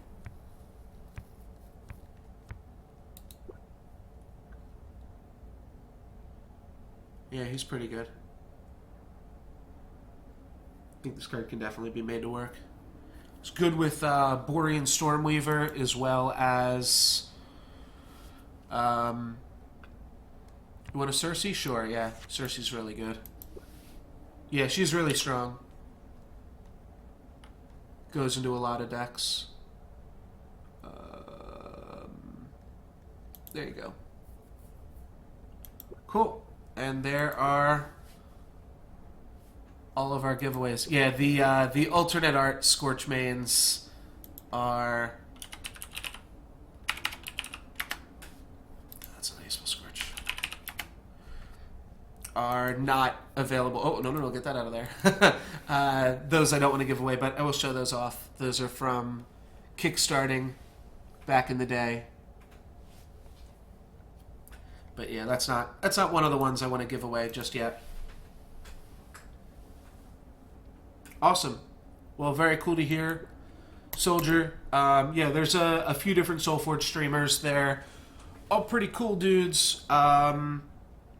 Most of them go for constructed stuff. And like to try to give people some options. Yeah, maybe he's not cool. Maybe he's hot. But I don't know. That's a little weirder to say. This guy's so hot. He's so hot right now. But yeah, there's a bunch of cool Solforge streamers, and the community is really awesome. If you also want to check out solforgeladder.com, that is a cool place to hang out. They run tournaments like 4 or 5 times a week, and there's different types of tournaments too. They also have sealed deck, brew tournaments, tribal tournaments, unheroic, things like that. And there's also a ladder on that website, which I'm not sure if it's used as much now that there is a ladder in the real game, but the ladder on their website also has prizes and resets the 15th of every month instead of on the 30th. So you can kind of, at the... Yeah, there's gold codes to win on that website through the tournament and through the laddering system. So you can, the first half of each month play on solforgeladder.com, and then the second half of each month switch to the real ladder, or the in-game client ladder, and double up on some prizes. Also, if you make titanium, there's a tournament to be had on there. Actually, the best resource on solforgeladder.com might just be, lots of advice. The best resource might just be the deck lists that are up there too. You can check out the deck list. There's always people in chat that are willing to lend a hand. It's like, oh, this deck looks sweet, but like, do you need this card for it? And turns out you probably don't. You can fish in some other cards and try out some other options. That is going to be it for me today, guys. I will be back Wednesday, Thursday, and Friday of this week, as well as Sunday for my super giveaway stream. Some of the days, Wednesday, Thursday, and Friday, some of that time might be cut a little bit short just because I got a lot of friends and family home right now, obviously. And, yeah, have a great night, everybody. And might also try to play some more Vintage Cube while that is available. But for now, thank you guys very much for watching. Hope you enjoyed yourselves, and have a great night and happy holidays. Peace.